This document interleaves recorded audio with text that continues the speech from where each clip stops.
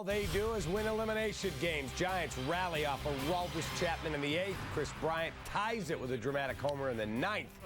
But San Francisco finally gets the winning run across at 1:43 in the morning Central Time and forces Game 4 tonight. Giants survive. Cubs have 2 more chances to clinch the DS. So why are some so-called fans preparing for another Cubby occurrence? Meanwhile, a couple of key Cubs did not have a good Monday night by the Bay, so whose struggles are more of a concern? Anthony Rizzo's homer or Aroldis Chapman's terrible 8th inning?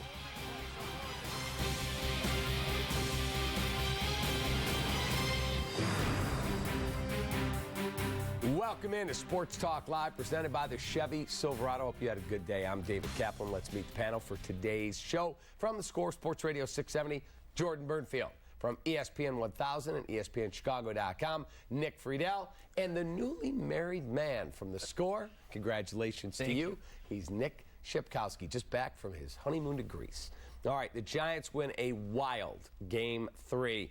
A walk-off game-winning hit by Joe Panik off the right field wall. Ends it off of Mike Montgomery, Mike Montgomery was really, really good. He pitched in 5 innings. That's longer than we usually will see him. He ran out of gas. Yeah, I mean, I thought that he did a really good job last night. I think he deserves a ton of credit for the innings that he gave them last night. But, you know, at some point when you're pitching in relief, even if you're a former starter, you're going to run out of gas. And, you know, unfortunately, the Cubs were not able to scratch across a run early enough for him to get the win potentially. So I thought he did a good job last night. Overall, you know, I thought you have to give the Cubs a lot of credit for coming back in the 9th inning. That inning with Aroldis Chapman was obviously not good, and, you know, you can be concerned about that. But the fact that Bryant hits that 2-run homer in the 9th inning, I think showed you that even in a loss, okay, the Cubs are going to be a very, very difficult team to beat, and I think that maybe that gives them, even in a loss, a little momentum going into tonight. I believe the Cubs are still going to win this series. I believe they're going to go all the way. I believe that. But I am nervous. I have watched this team my whole life. I've watched this team all season. The things I've been seeing the last few games, it wasn't just last night, they make me very nervous. They're not hitting. They're not hitting. The pitchers are hitting. Would you not agree that they've gotten their share of breaks? Well, obviously they have. I mean, the Cubs haven't been hitting. The Giants, until last night, they were hitting 190. They hadn't taken a walk the first 2 games of the series. This is a team in San Francisco. I know that we see the big, mighty Giants. They've won 3 World Series since 2010, and that's great. They're one of the best-run organizations in sports right now. They've won 3 games in a row twice since the All-Star break. Once they swept the Arizona Diamondbacks this year, late in the year. Arizona, one of the worst teams in baseball, and they beat the Dodgers the last weekend of the year when the Dodgers were benching half of their roster in order to stay healthy and get prepped for the Nationals. It's not a team that is going to go out and score 5-6 runs a night. The Cubs aren't going to have to, even if the bats don't arrive until the NLCS, it's not going to be having to score 5-6 runs to get past San Fran. All right, check out our stat of the day driven by the Chevy Silverado. Cubs pitchers are showing the hitters how it's done. Hurlers have a .375 batting average this series in 3 games. Hitters, just .181. Pitchers almost have 6 of the team's 11 RBIs, and they're coming through in the clutch, hitting .666 with runners in scoring position. The rest of the team, just .222. Let's just get our Sports Talk Live poll question to you. Go to csnchicago.com/vote. You do not need a special app. You'll see the results tabulate right on your screen. Whose struggles in Game 3 concern you the most? Anthony Rizzo, closer Aroldis Chapman. How would you vote? I would vote Rizzo because I think that Chapman, 102 miles an hour, is going to play no matter when he pitches. I think that it was just, you have to give Conor Gillaspie and Brandon Crawford credit. I mean, nobody really hits Chapman like that, and they hit a couple of ropes off him, and they scored 3 runs. Things happen. But to me, I mean, Rizzo is becoming a trend. He's 6 for 45 in the playoffs the last 2 years. That's just unacceptable. And I think Anthony, I mean, he's a great player, but I think when you see him take swings like that, where he's expanding his zone and he's not choking up on the bat and being that 2-strike hitter we all know that he can be, it means he's pressing a little bit. Do I think that this is going to continue if the Cubs continue on in the playoffs? No, frankly, I don't. But you want to see him get off the schneid. You want to see him get a couple of nice hits. Frankly, you want to see him have a really good long at bat. It's Rizzo. There's no question in my mind. Jordan outlined all the different reasons, but he looks lost. And this is a guy the Cubs have counted on for years. Rizzo looks lost at the plate. Chapman threw 102 miles an hour. Conor Gillaspie put a great swing on it. We saw what happened. Rizzo has to hit if this team is going to win. And I don't see any confidence from him at all, and haven't in the last 2 postseasons. Yeah, you look at the votes tabulating, and it's obvious that Rizzo is running away and hiding there. His struggles concern me far more than Aroldis Chapman. It's not even comparable. I mean, Chapman was great in Game 1. Posey had the line drive off of him in Game 1, but he's locked down 2 saves so far this series, too. Rizzo hasn't done anything this series. He's been a disaster so far. He was 0 for 13, 0 for 14 so far. Over 13. And you start looking at it, and if he doesn't start hitting, then you can start to pitch around Bryant a little bit. Takes away some of the power of that, of a guy that did show up last night and played really well, hit really well last night. So you start to factor that in, and you can't have this with Rizzo and survive. I will tell you this. The people out there that are saying, oh, the Cubs are doomed, the Cubs are cursed, the Cubs are this. There was a freaking car in left field that the ball hit the top of the car. If the car's not out there, that ball either hits the wall or it's caught. So you got to break there. You got a basket that caught Javi Baez's home run on Friday night. Anthony Rizzo, I will go to my dying day. I'm glad they didn't overturn it. His foot was off the bag on the Baez play. They've gotten their share of breaks, so please don't tell me how the Cubs are cursed. This is the fans that immediately on Twitter last night in the 8th inning, I knew this team was going to lead me down the wrong path. I knew they were going to fold. It's disgusting. It's ridiculous. It's embarrassing. You have a 2-1 series lead. You have a 103-win team. You're going to go home for Game 5. Man up, drop a pair, and try and show a little bit of toughness as a fan base. And that's not everybody, but there's a large collection of you out there that are about as mentally weak as they come. Yeah, it's exactly what you look at it. I mean, I was telling you before the show, you look at this organization right now, and the fan base wants to be, oh, why do the Cardinals fans get all this praise? Why are they the best fans in baseball? Because when they lose one playoff game, it's not the end of the world. That's why they get treated like that. It's a loser fan base when you have that mentality of, oh, wait for panic. No. And we're both diehards. Correct. Like all 4 of us on this panel are. Correct. But it's just annoying as hell to see knew that it was a team that was going to fail. You have the MVP in the National League coming up that it represents the tying run in the 9th inning. But I saw the same thing you did. People could not wait to be the first people to jump last night and think the game and series is over. I think it's okay to worry, though. It's Being nervous means it means something to you. Right. Being terrified means you're soft. But here's the issue, Cap. You're talking about a fan base that only has seen over decades losses in unbelievable ways. I understand that, but they've only seen But what happened in 1984 has no bearing on what happens in 2016. But I've seen this in 84, 89. It was Yom Kippur, and they lost the deciding game to the Giants. Now it's Yom Kippur, and they're playing the Giants again out there. It's over. It's not over. It's not over? Well, wait a minute. Who's saying it's over? Oh, there's plenty of people that want to jump. Ask him. Yes. I'm not going to be the one. There are plenty of people that want to jump. You take you take phone calls on a radio program, and people cannot wait to jump. It's just whatever reason. There are nutcases everywhere. We know there are. But these are Cubs fans. Cubs fans, it's ingrained in Cubs fans. You mentioned to worry. at the start of the show. It's ingrained over all this time of worry. So you can't get mad when people are saying, oh, no, here we go again, because that's the only thing we've seen all this time, after time after time. Can I make a suggestion? Just don't check Twitter during the game.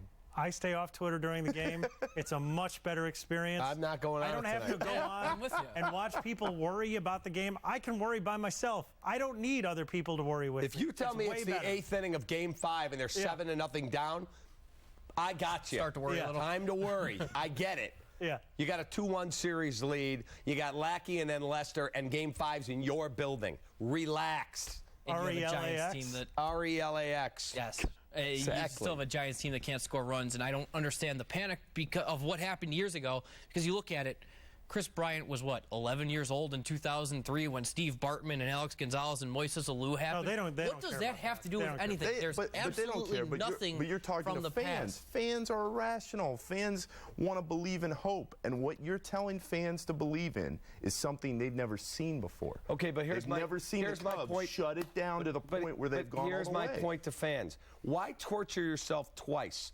You're torturing yourself now this visualization that it's over, this, oh my God, we're going to choke and lose and all of it. If it happens, you're going to deal with it anyway. So why do you put yourself through it twice? Just enjoy the ride, push your heart in the middle. Because that's the way they've been taught. Well, that's the way this team has taught them over time. Look at the poll on the screen. 98% we're in trouble. I mean, that's sick. That's ridiculous. But that's what's happened over time. This is what's happened. That has to be right. Okay, but if I said to those 98% of lunatics out there, guess what? I'll let you be in the Giants' shoes and they can be in the Cubs' shoes. Well, no, absolutely at the start of the series as well, if you're told the Cubs are up 2-1 after 3 games, you're fine with it. Yo, we're going to walk in, win 2 games at home, and they probably just don't like how it got there. Lose the Baumgartner game. Well, you did that. It's exactly what you thought going in. It's just the way that it played out yesterday. But you are perfectly okay with being up 2-1 right now if that's what you're told. Yes, you're 100% right. But the fact is, no matter when the Cubs lose a playoff game, it's always going to be the first thought that it's over, right? That's always the first thought. I mean, if that bothers me. Right, but I get, and I understand what Nick's saying. I get it. I mean, I have family members and friends who have this belief that the second a run is given up, game over, series over, season over. So I get that. But I think that if you had been told before this series that the Cubs would be up 2-1 going into Game 4 with John Lackey on the mound, any Cub fan who is also freaking out right now would have signed for that immediately. So I think that we all need to take a deep breath. We're going to watch the game tonight. I would suggest probably staying away from your social media and just to try to enjoy the game. And if they win tonight, then you've got 3 days not to worry until Saturday. As a Cubs fan, though, you know what scares me? The possibility of Game 5. It scares the hell out of me. So win tonight. But in Game 5, and Cap, I know you're big on, they're at Wrigley, they'd be at home, Lester on the Hill. Game 5 means Cueto and Bumgarner. All I know is that the Bumgarner that everybody freaked out about yesterday, oh my God, you're never going to be Bumgarner. He was out in the 5th inning and he looked lousy. He wasn't very good, but if you and I were going to Vegas right now and putting our money on one pitcher to win one game, I'm taking John Lester at home. Oh, Cap, are you serious? Over Bumgarner? He'd be on 2 days rest. No, but Bumgarner. But wait a minute. Cueto starts, and Bumgarner. Cueto starts, and Bumgarner comes in for 4 or 5 innings, whatever he does. On 2 days rest. You're putting your money on John Lester over Bumgarner. Yes. Okay, well, I love you, but 2 days rest.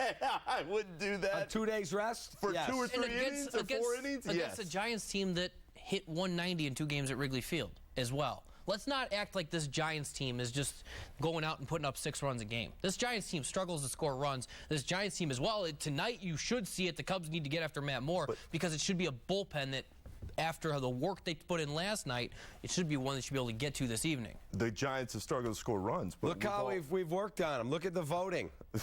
Look at that. All right, there you go. It's everywhere. Rats on the ship are getting outvoted. Good to see. But the Cubs can't hit right now either. They can't hit. Some Cubs can't hit. As a whole, but we just saw the poll. It's the pitching, and we just saw the stats. The pitchers have hit. Chris Bryant has had some huge hits. Javi Baez has been really good. Had the homer in Game 1. Hey, come on, Mackey's going to go yard tonight. Oh, that's right. Anyway, I'll say this, though. I think we all agree on this. Lackey was brought here for this game to win it tonight. Big boy game. You didn't come here for a haircut. Came here for jewelry. Let's get it on. The second round of NASCAR's chase started at Charlotte, and of course Jimmy Johnson, who I picked, took the checkered flag on one of his favorite tracks. So which drivers are already in trouble? Scotty Paddock joins us next on This Tee Up. Sports Talk Live is presented by your Chicagoland and Northwest Indiana Chevy dealers who know what it takes to be number one. It's all about drive. How's it going? Hi. Today we're going to be comparing the roll-formed high-strength steel bed of the Chevy Silverado to the aluminum bed of this competitor's truck. Awesome. All right, let him drop.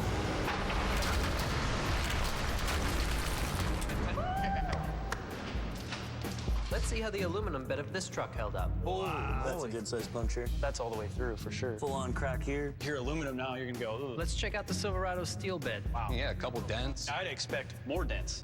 Chevy clearly held up better than the Ford. You always do this. You had a couple of pops in you and got cocky. Who's up for a game of wing roulette, you said? Because you thought it'd be funny to watch one of your friends get stuck with the hot one. But your friends, they got teriyaki, then spicy garlic, and then Asian zing. And now you're looking at the last one and you're thinking, my God, What have I done?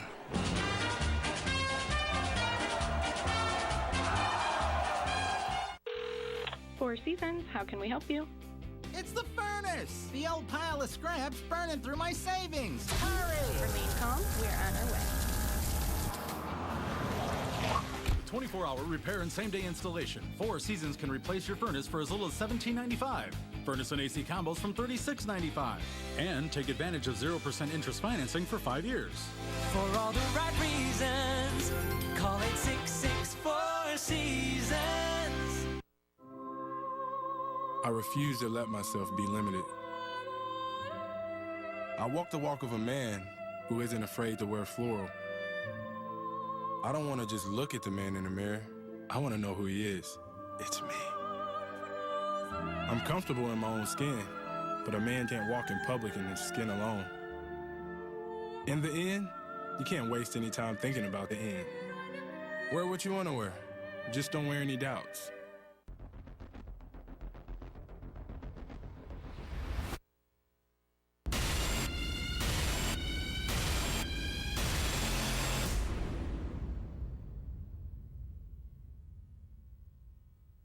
Friday on CSN Plus, the defending champs hit town for a preseason matchup with your Bulls. And stream the game live at csnchicago.com or on the NBC Sports app. Bulls versus Cavaliers, live at 7 on CSN Plus. Jimmie Johnson had a really good weekend last weekend. For the 8th time, he wins at Charlotte Motor Speedway. Scott Paddock, the president of the Chicagoland Speedways, here in our studio. Good day for Jimmie Johnson. This guy is still at the top of the sport. Yeah, it's remarkable the winless streak he had, Cap. This was 24 races, longest in his career. And Hendrick Motorsports has shown a few chinks in the armor this year with not being in victory lane all that often. So not surprising, but good to see Jimmie Johnson back. He punched his ticket now for the next round, so pressure's off him the next couple of weeks. All right, so this week, Talladega's in 2 weeks. Yes. That's a tough place to run. No doubt about it. So in this 3-week cycle now, we just got out of Charlotte, and the storyline is 7 of the 12 remaining Chase eligible drivers had problems, and they dug themselves a hole. You don't want to go into Talladega, a super speedway track. Remember, super speedways have the restrictor plates to dial back the horsepower, and that means, as you see on the screen here, that bunches all the cars together. Inevitably, you're going to have the big one. It's a wild card race. Anyone could win it. So these drivers, particularly the 7 that dug themselves a hole last week, the pressure's on them to really perform well and get themselves out of the hole this weekend in Kansas. So if you had to put your money on somebody right now, is there a driver where you go, that's my guy? You have to go with the experienced guys. So Kevin Harvick, who's in trouble, Matt Kenseth, who's in trouble, Denny Hamlin. I'd put the odds on their chances this weekend over Austin Dillon, Chase Elliott, some of these young guys, first foray into the chase. Inexperienced, particularly with that super speedway racing in Talladega. How come no feistiness? Last year we had guys throwing helmets at each other and fights in pit row. How come we don't have any of that? Well, I think Tony Stewart's mellowed out because he's retiring this year. I think that might be part of it. You may see some of that this weekend. So much is on the line right now heading into this weekend because, again, Talladega, you want to be Talladega-proof as a driver. So I look for the intensity to really be dialed up this weekend. Right, and then you guys have already been announced as the host for the first race next year again. 7th consecutive year. Huge honor for us to host the kickoff race in the Chase. Huge for the city of Chicago, that economic impact of fans coming from all 50 states to celebrate that Chase kickoff. So I guess we continue to get the job done, so it's a huge honor for us. Turtles again next year? We're talking about a new theme for Nickelodeon next year in the return, so nice. Maybe a little different spin that the millennials will look for. Nice. We'll have to dress Steve Gardner, our floor director, up in another costume. Let's do it. All right, you get to go first. I had Jimmie Johnson. I had a winner last week, but I guess you're slightly ahead of me. Okay, I'm going to go with Martin Truex, although he's in a little bit of a hole after last week. He's been as consistent as anyone the last 6 weeks, and I look for him to recover this weekend. I'm going to go with Kevin Harvick. He's also on the bubble. He's got to run well. Yes, he is. Going to be a good one in Kansas. All right, have a good week. You too. There he is. That's Scott Paddock. Hey, Cubs get a second chance to advance to the NLCS. Can John Lackey pitch the Northsiders to a clinching win, or will the Giants stave off elimination again? Fox Sports' Ken Rosenthal scheduled to join us live from AT&T Park to discuss And last year, Marty Bennett played for a 6-10 Bears team. This year, he has 4 touchdown catches on the first-place Patriots. But for some reason, he can't stop talking about the Bears. Here are his latest comments on his old team and quarterback next.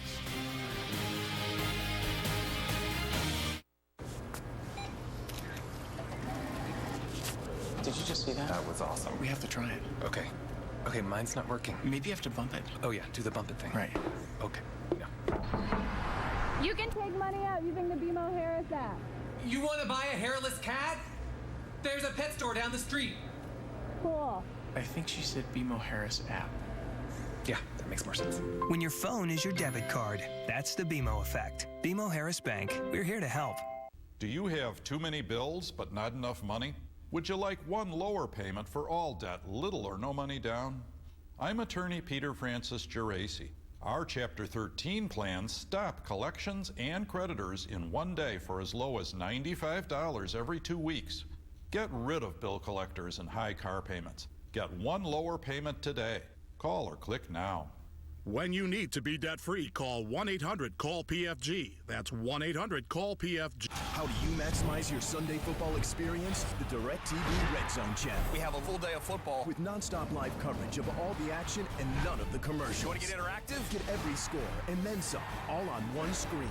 Every Sunday. You ready for that? Including games, next to games, next to games. Even stream it on your favorite devices. So you can watch your team on the big screen and everyone else on the other. Touchdown! The Red Zone channel. This fall when you upgrade to NFL Sunday Ticket Max, channel 703, only on DirecTV. At Mike Anderson Chevrolet of Maryville, we make car buying fun. Want to have some fun today? Save up to 30% on select 2016 Chevys in stock, like this new Malibu LT. Was $31,034, now only $21,985. Or save up to 27% on select 2016s in stock, like this new Chevy Trax LS. Was $21,710, now just $15,998. Visit Mike Anderson Chevrolet in Merrillville at I-65 and 61st Avenue. Mike Anderson Chevrolet, the Chevy Giant. See you soon. Did you know that the average funeral can cost more than $8,300? I didn't want my family burdened with the cost of my funeral, so I called Final Expense Direct and got a policy of my own. For as little as $1 a day, Final Expense Direct has policies that can help pay the cost of your funeral. Plus, you'll get the Family Relief Guide. There's no medical exam, and my policy can't be canceled. Call now for a free quote. Call 800-871-3452.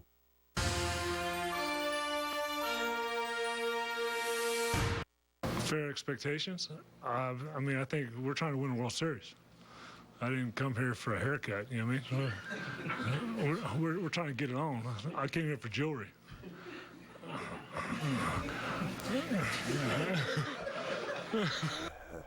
All right, that was earlier this summer, and that little clip has gone viral. That's all people talk about. And John Lackey said, I'm waiting for big boy games. Well, one of those big boy games is tonight in San Francisco as the Cubs will take their second shot to put down the Giants and move on to the NLCS. Ken Rosenthal, who's the great baseball insider for Fox, he'll be on broadcast. He joins us now.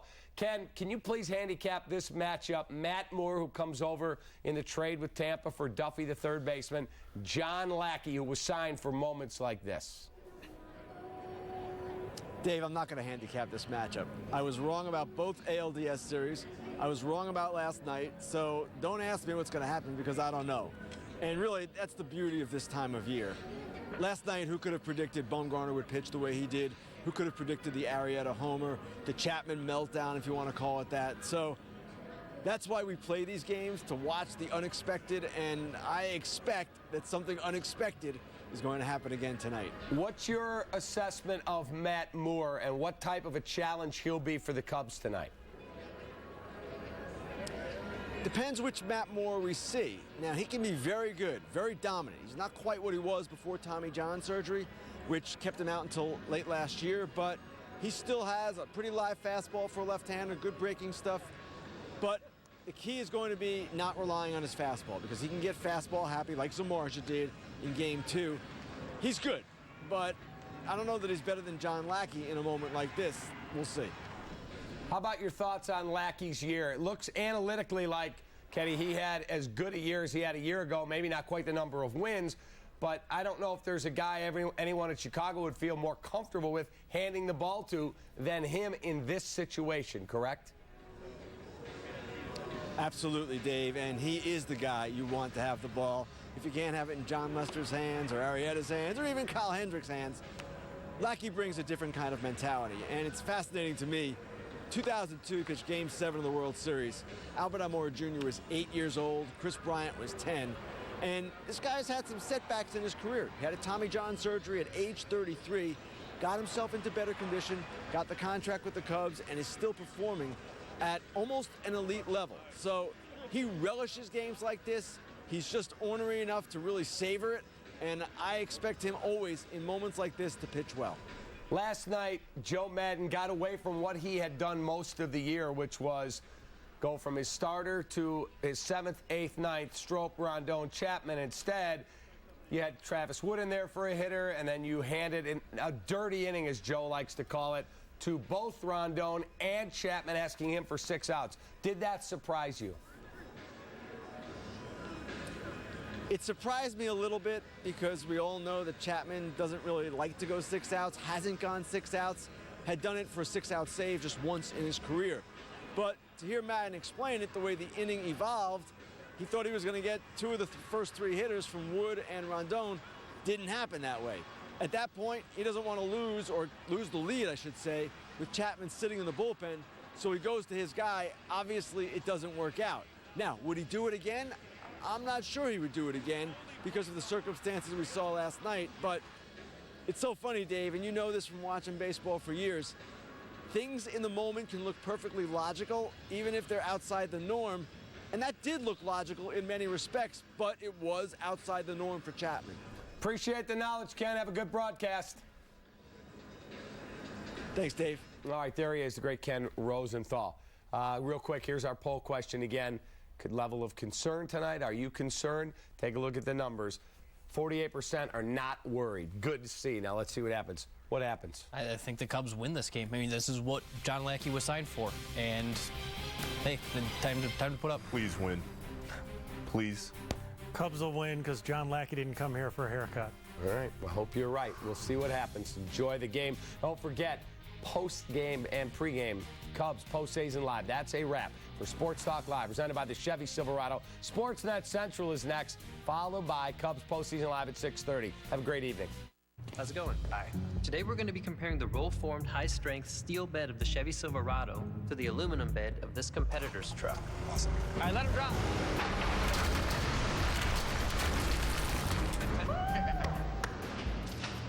Let's see how the aluminum bed of this truck held up. Wow. That's a good-sized puncture. That's all the way through, for sure. Full-on crack here. Here, aluminum now, you're going to go, Let's check out the Silverado steel bed. Wow. Yeah, a couple dents. I'd expect more dents. Chevy clearly held up better than the Ford. We come from a land where A's aren't just handed out for effort, where you'll always find dirt under our nails and something special in our hands. McDonald's McCafe coffee is expertly roasted and freshly brewed just for you. You have a vision. It's behind everything you do. Even when you least expect it, it comes through. You know what you want, and we can help make it real. You need choices? We've got all kinds, including special finishes and papers. And they're all absolutely guaranteed. Because you have a vision, and we have your card. 500 start at just $9.99 when you enter 500 TV at Vistaprint.com. We asked people to write down the things they love to do most on these balloons. Travel with my daughter. Roller derby? Now, give up half of them. Do I have to? This is the tough financial choice we could face when we retire. But if we start saving even just 1% more of our annual income, we could keep doing all the things we love. Prudential, bring your challenges.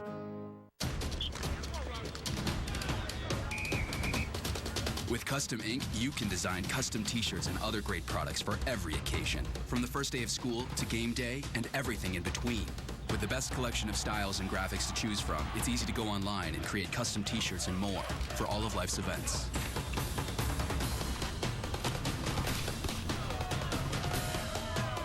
Get free shipping and on-time delivery, guaranteed. Go to CustomInk.com to get started today. You gotta be cool, calm, collected, look your fear in the eye. You gotta be shaking off the press, you gotta be taking your time. You gotta say,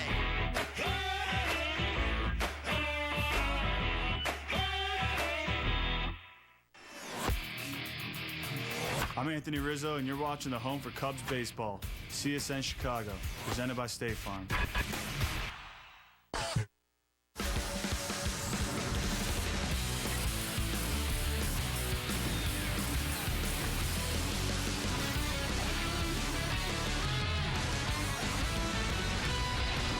You're connected to Sportsnet Central, presented by Comcast Business. Fair expectations? I think we're trying to win a World Series. I didn't come here for a haircut, you know what I mean? We're trying to get it on. I came here for jewelry. Well, if John Lackey wants jewelry, he's going to have to face the Giants again in an elimination game where they have now won 10 straight.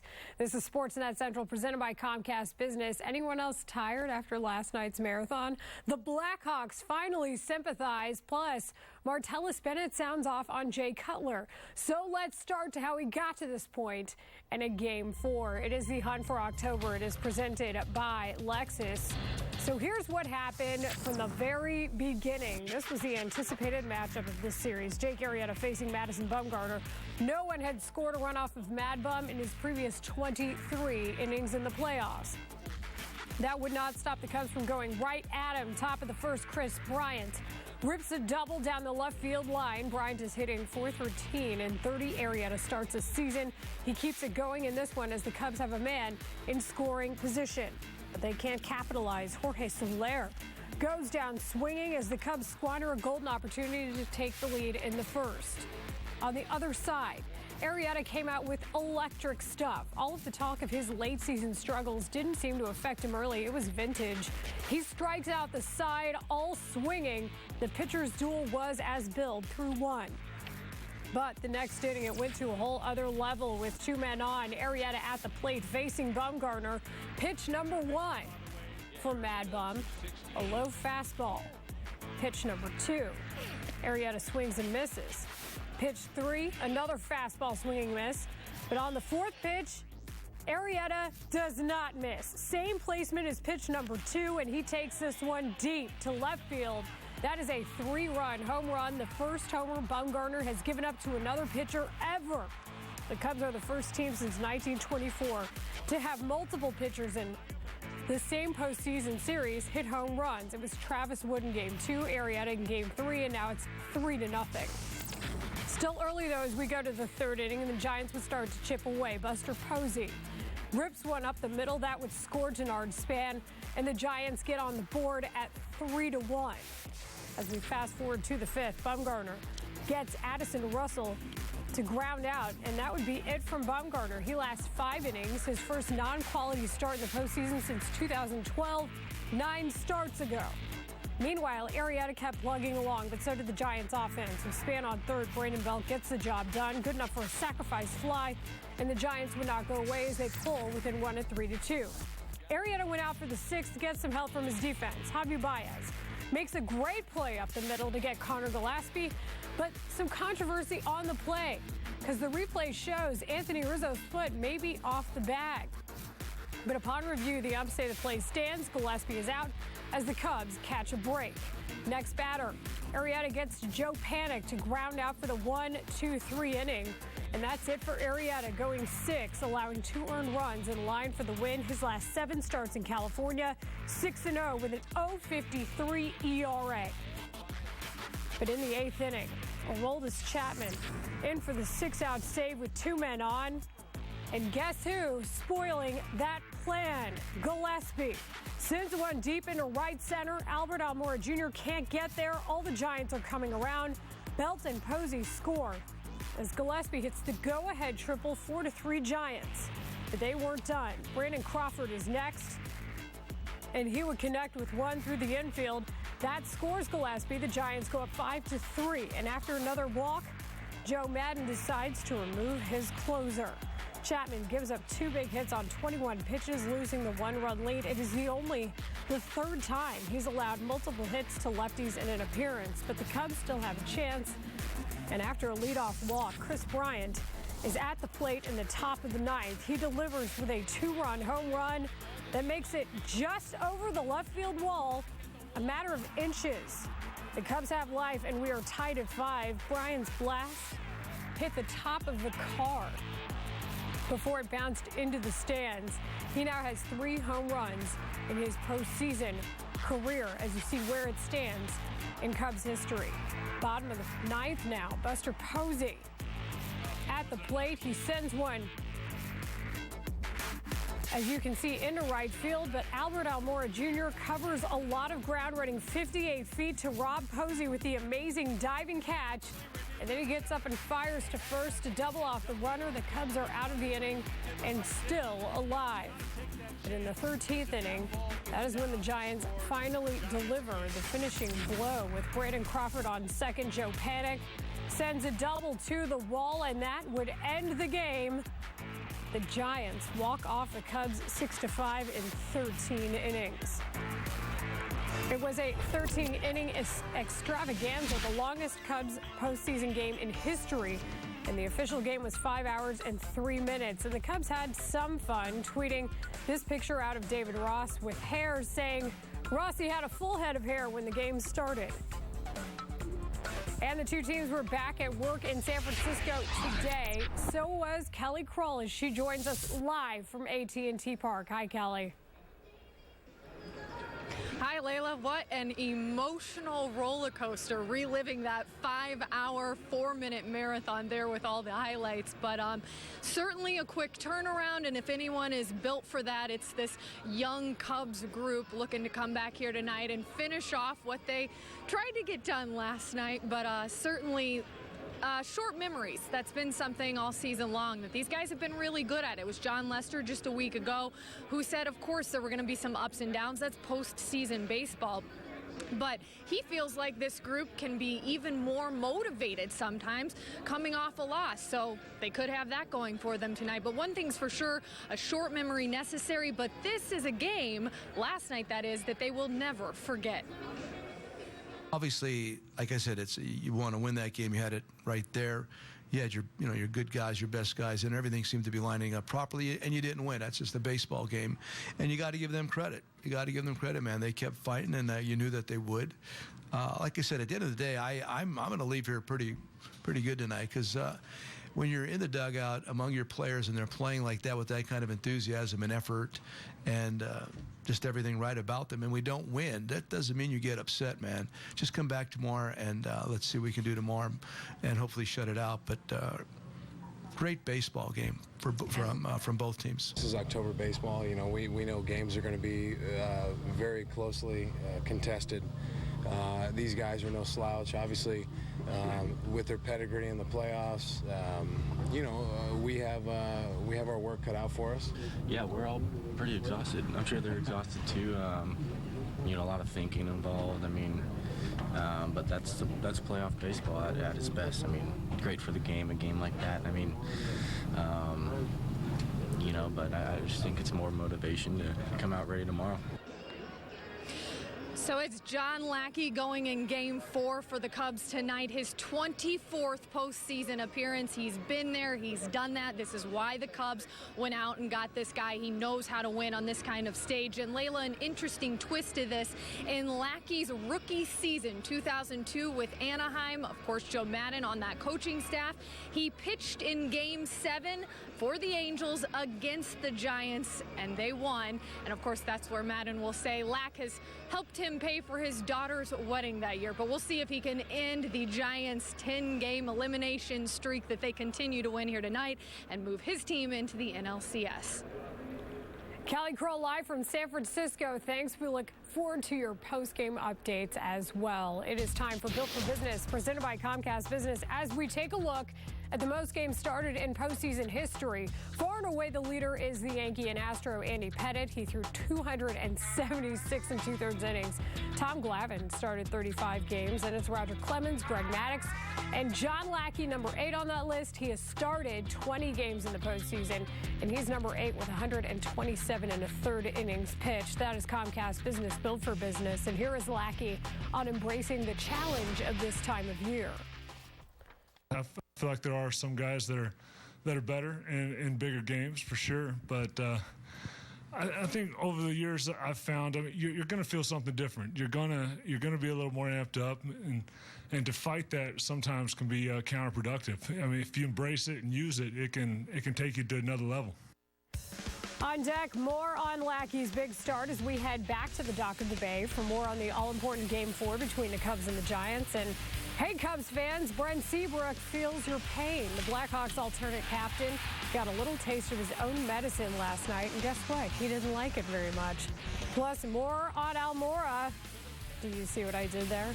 Our blowout coverage continues as the Cubs look to win their first postseason game in franchise history west of St. Louis.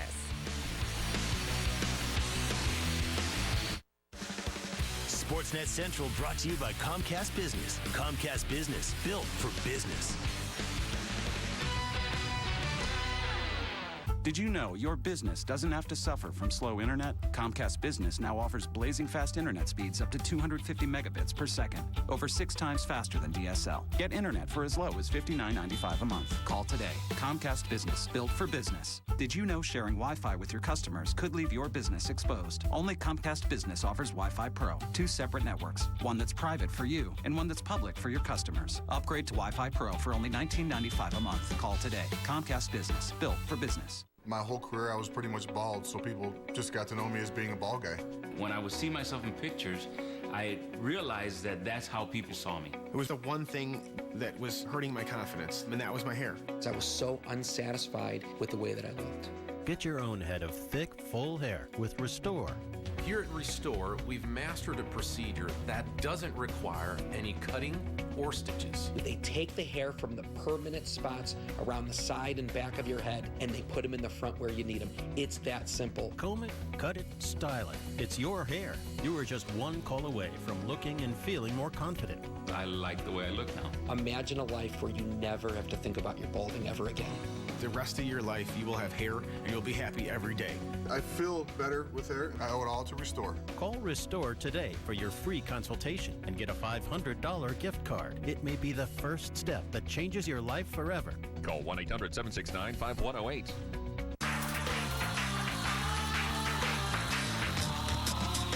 You know the feeling.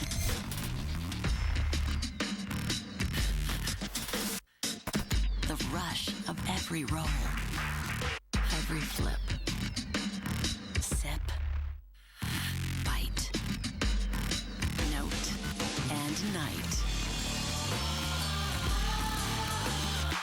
You know the feeling. Get it at Ameristar. A drive to right. And the Giants will win tonight. Here's Crawford with the winning run. And San Francisco survives to see another day.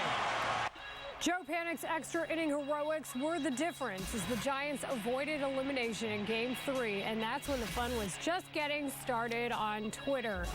Because CM Punk got into a Twitter beef with the LA Kings mascot during the Cubs game. Bailey tweeted, "Just remember, no one on the face of this earth has seen the Cubs win a World Series. 0 out of 7.28 billion. CM Punk replied, "That same amount of people showed up for the Kings parade." Then a Blues fan chimed in saying, "Or the same amount of people who watched the Blackhawks before 2010. Punk again with a great response saying, "Or the number of cups the Blues have won." Blues fan Nate replied, "How will I ever come back from such a predictable reply?" And then, ladies and gentlemen, the nail in the coffin. Punk saying, "You could always move to LA like your football team." And scene. Here's Joe Maddon's lineup for Game 4. You've got Dexter Fowler leading it off, Chris Bryant, Anthony Rizzo, Ben Zobrist in left field, Addison Russell at short, Jason Hayward in right field, Javi Baez, David Ross catching for John Lackey.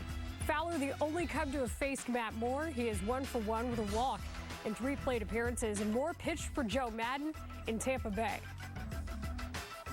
We had a great relationship in Tampa Bay. Came on the scene, pitched that really big game in Texas.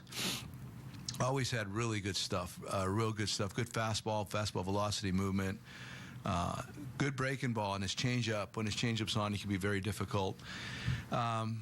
He's just good. I mean, he's a very good pitcher. Great stuff. Works very diligently at his craft, and he's very bright. He's a very bright young man. He's got all the ingredients, and I know he'd been hurt. He came back from his injury, had to be sent back to the minor leagues and fought through that particular moment. But great guy with great stuff. I mean, I think he's a military kid from back in the day. I think Fort Walton Beach, Florida was, and then I think he grew up in New Mexico. Wonderful young man, great stuff, and he's a good friend. Now joining us from AT&T Park, it is Jeff Passan of Yahoo Sports. And Jeff, again, we see the Giants stave off elimination. Again, it is in an even year. And tonight they face it again. So given the impressive comeback, what do you expect to see tonight?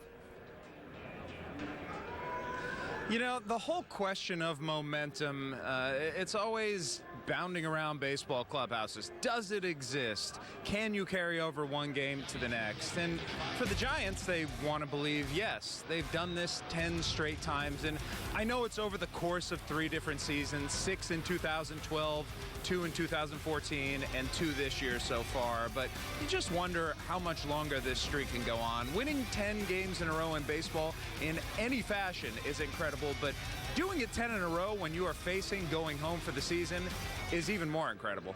Yeah, it really is almost bizarre.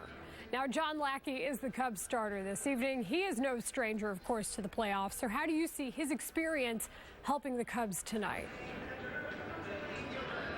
It helps big time. I mean, we can go back to 2002 when he was a rookie and was the MVP of the World Series, or even in 2013 when he was with Boston, you know, pitching big time there. So John Lackey is a guy you want on the mound. You could say that, though, about John Lester. You could say that about Jake Arrieta, about Kyle Hendricks. That's why the Cubs are here, because they have that rotation depth. And the bullpen wasn't too terribly taxed last night, considering the game went 13 innings. So Joe Maddon's guys are ready. They've got a day off tomorrow if need be, and I don't think they want to use it. They want to close this out now. They want to snap the Giants streak. They want to get on to the NLCS and get their rotation lined up for that, instead of having John Lester have to go a Game 5. Something tells me, though, that regardless, the time off is also going to be helpful for hardworking writers as well, like you, Jeff Passan of Yahoo Sports. We thank you for the time. Now, earlier in the week, the Blackhawks tweeted the Cubs, good luck in the playoffs. The Blackhawks will be cheering you on each step of the way. Of course, using the hashtag #FlyTheW. Now, Brent Seabrook watched the entire game last night and now understands what double OT and extra innings out west feels like to the Blackhawks and Cubs faithful. I can understand why the fans in Chicago get pissed off when we're going into 2 and 3 overtimes out in Anaheim. I was up to 1:45 last night trying to watch the game, and made it a tough morning this morning. But the kids get me up, so I'm up. So it was a fun game to watch, and it was exciting, and you know, wish for a better outcome for the Cubbies, but it was a fun game to watch. We feel your pain, Siebes. We feel your pain. Tomorrow night at 6:30, the Blackhawks walk the red carpet to kick off the season. Pat Boyle and Steve Conroy will host the annual event from the United Center, and Jamal Mayers is on the red carpet interviewing past and present players. You can only see it here on Comcast Sportsnet. The best production for the Cubs this series has come from an unlikely source. Up next, we examine the phenomenon of pitchers who rake. And he called it the biggest hit of his career. Chris Bryant's 9th inning heroics got a major assist from the Giants' home field. We are StatCasting after this.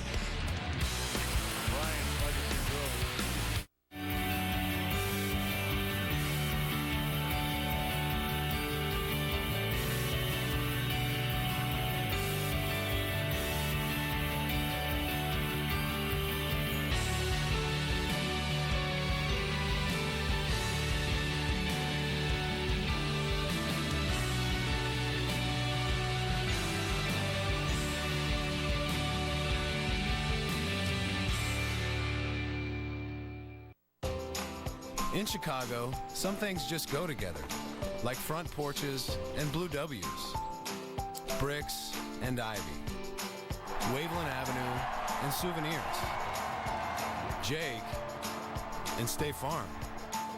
Like home and auto insurance with State Farm, they just go together, and they save you time and money.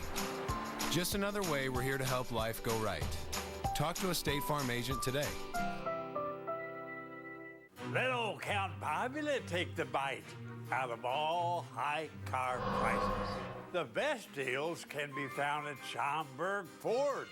During our construction closeout sale, get the best incentives of the year on select 2016 models.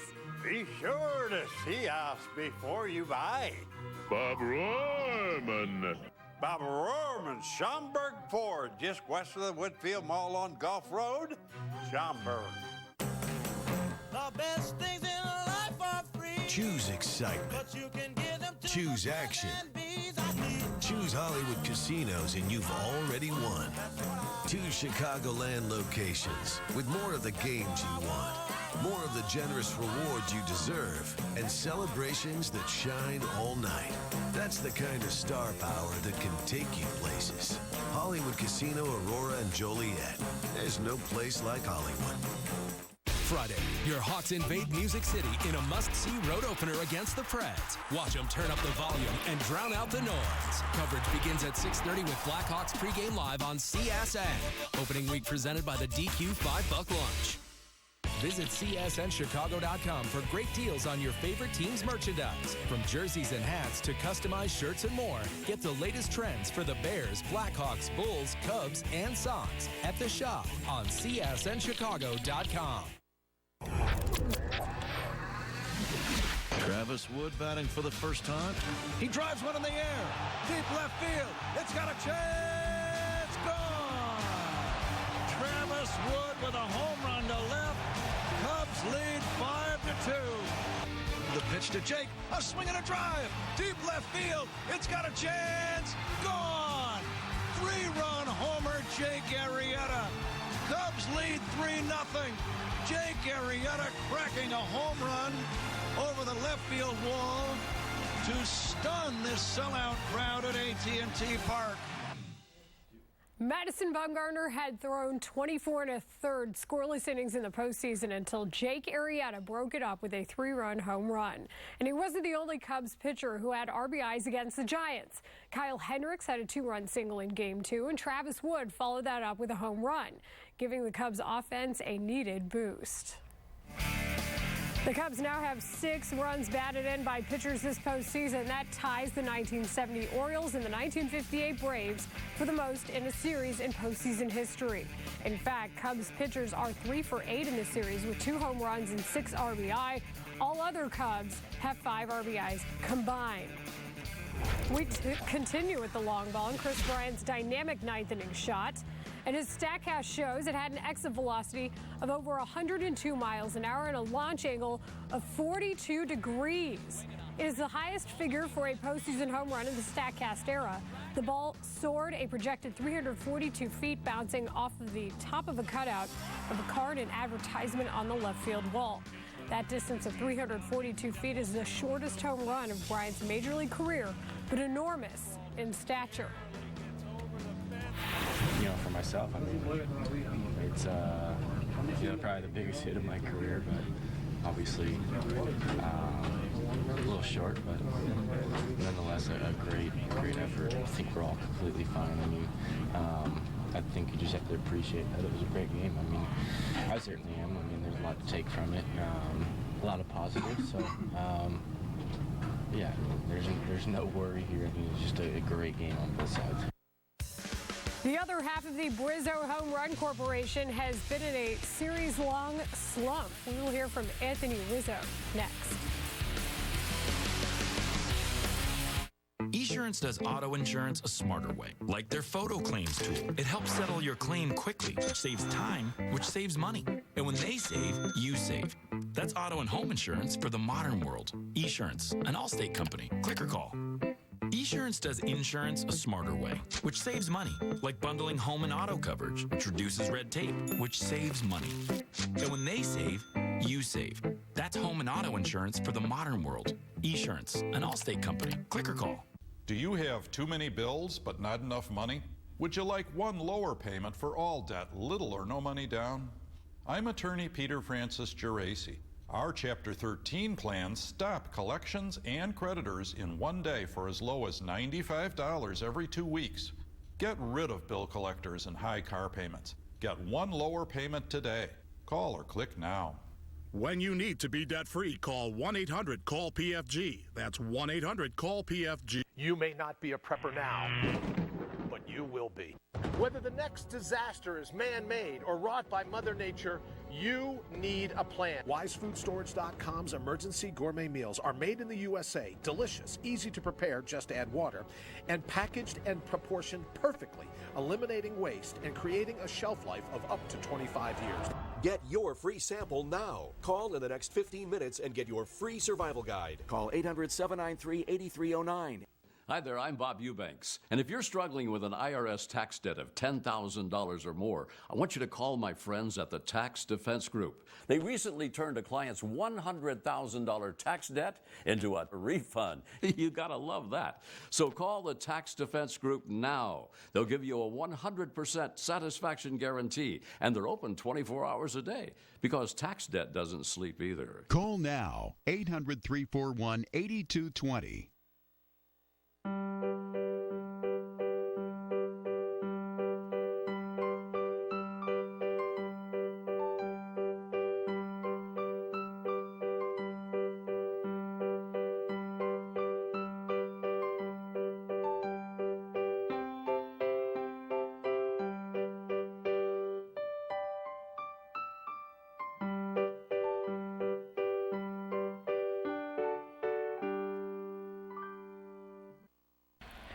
Through the first 3 games of the NLDS, Anthony Rizzo is 0 for 13 with 3 strikeouts. The positive, the Cubs are up 2-1 in the series without an offensive contribution from the Riz.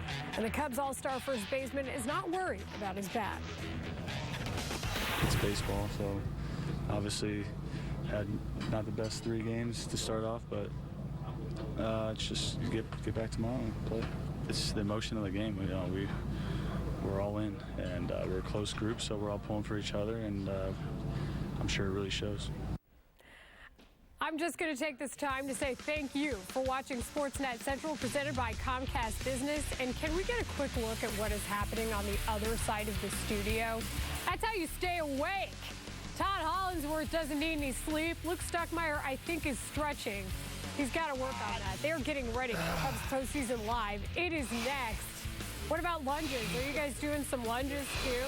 Who knows what's next? Thanks for watching this one. When you're on hold, your business is on hold. That's why Comcast Business doesn't leave you there. When you call, a small business expert will answer you in about 30 seconds. No annoying hold music. Just a real person, real fast, whenever you need them. So your business can get back to business. Sounds like my ride's ready. Don't get stuck on hold. Reach an expert fast. Comcast Business. Built for business. Everybody has a flashlight, but can your flashlight do this? Or how about this? The Bell & Howell Tactical Flashlight can. Similar to flashlights used by elite military units, the Bell & Howell Tac Light can do things no ordinary flashlight can do. It's so bright, it can be seen up to 2 nautical miles away. And if that something that goes bump in the night turns out to be someone, only a tac light has a super bright strobe that can stun and disorient would-be attackers. A car battery will stop working in sub-zero temperatures, but even getting frozen in a block of ice couldn't make our tac light stop working. And it'll keep working when fully submerged in water, even 212-degree boiling water. It's tough enough to survive getting run over by a Humvee. Try that with a regular flashlight.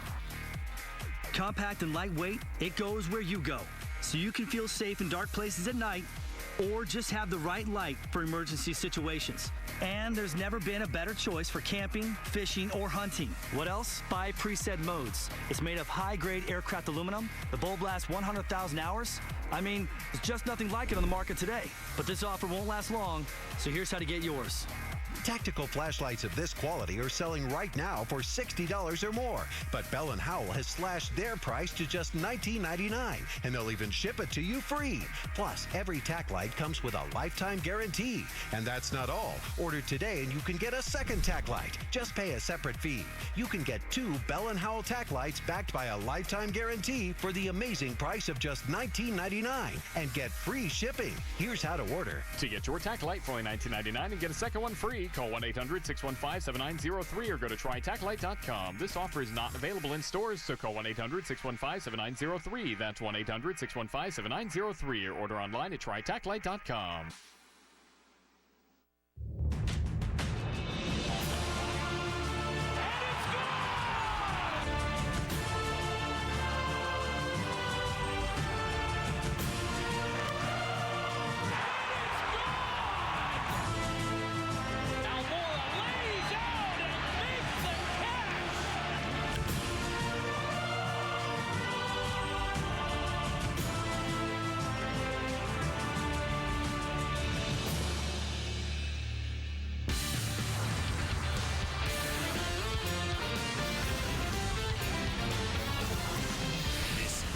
Postseason Live, presented by Fields Auto Group.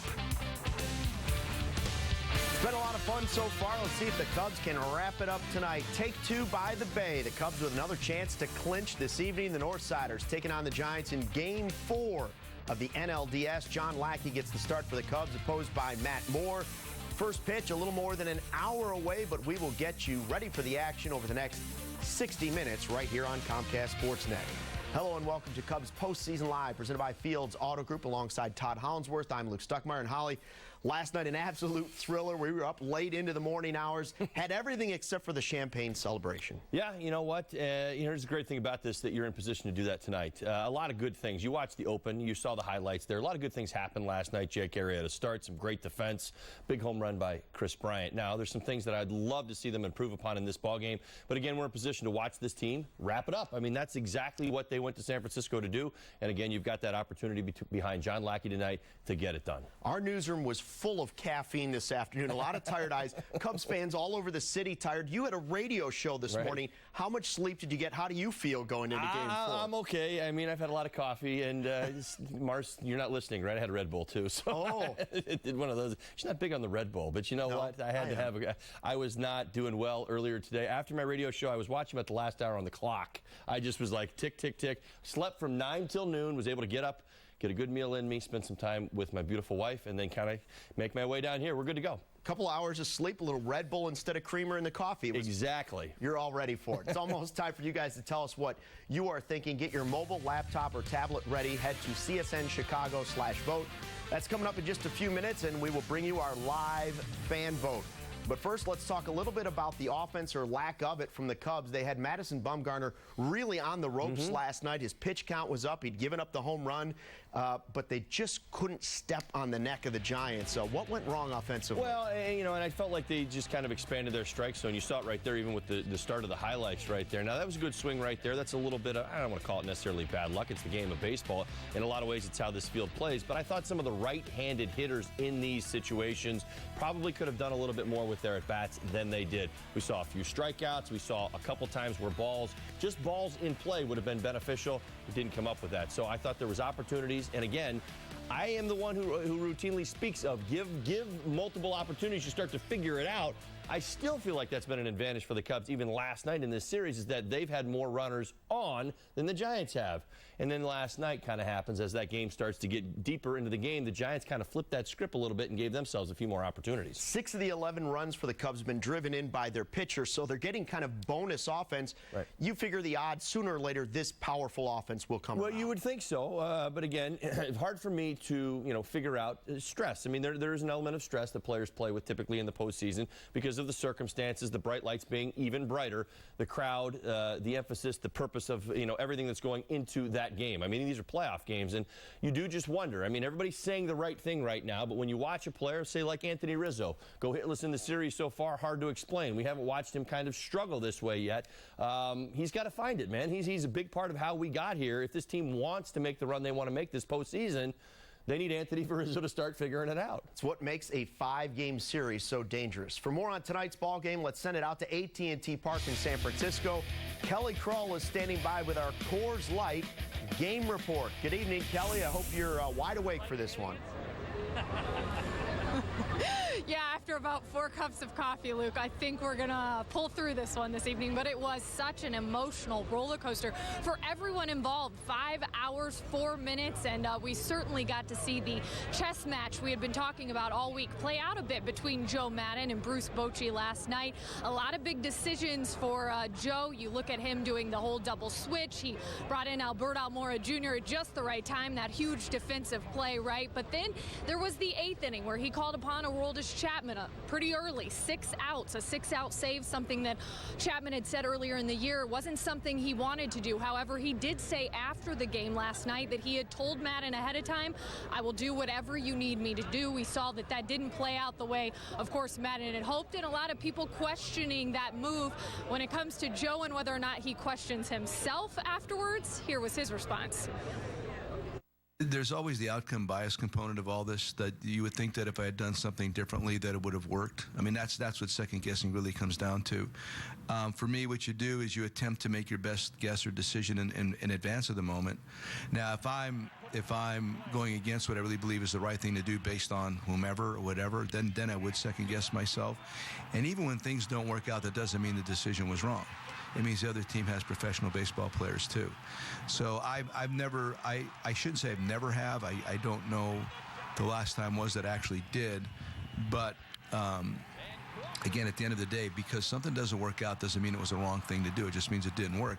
The assumption is that the other team has Little League players or, American Legion players are not players that are good enough to be in the big leagues. That's a bad assumption to make.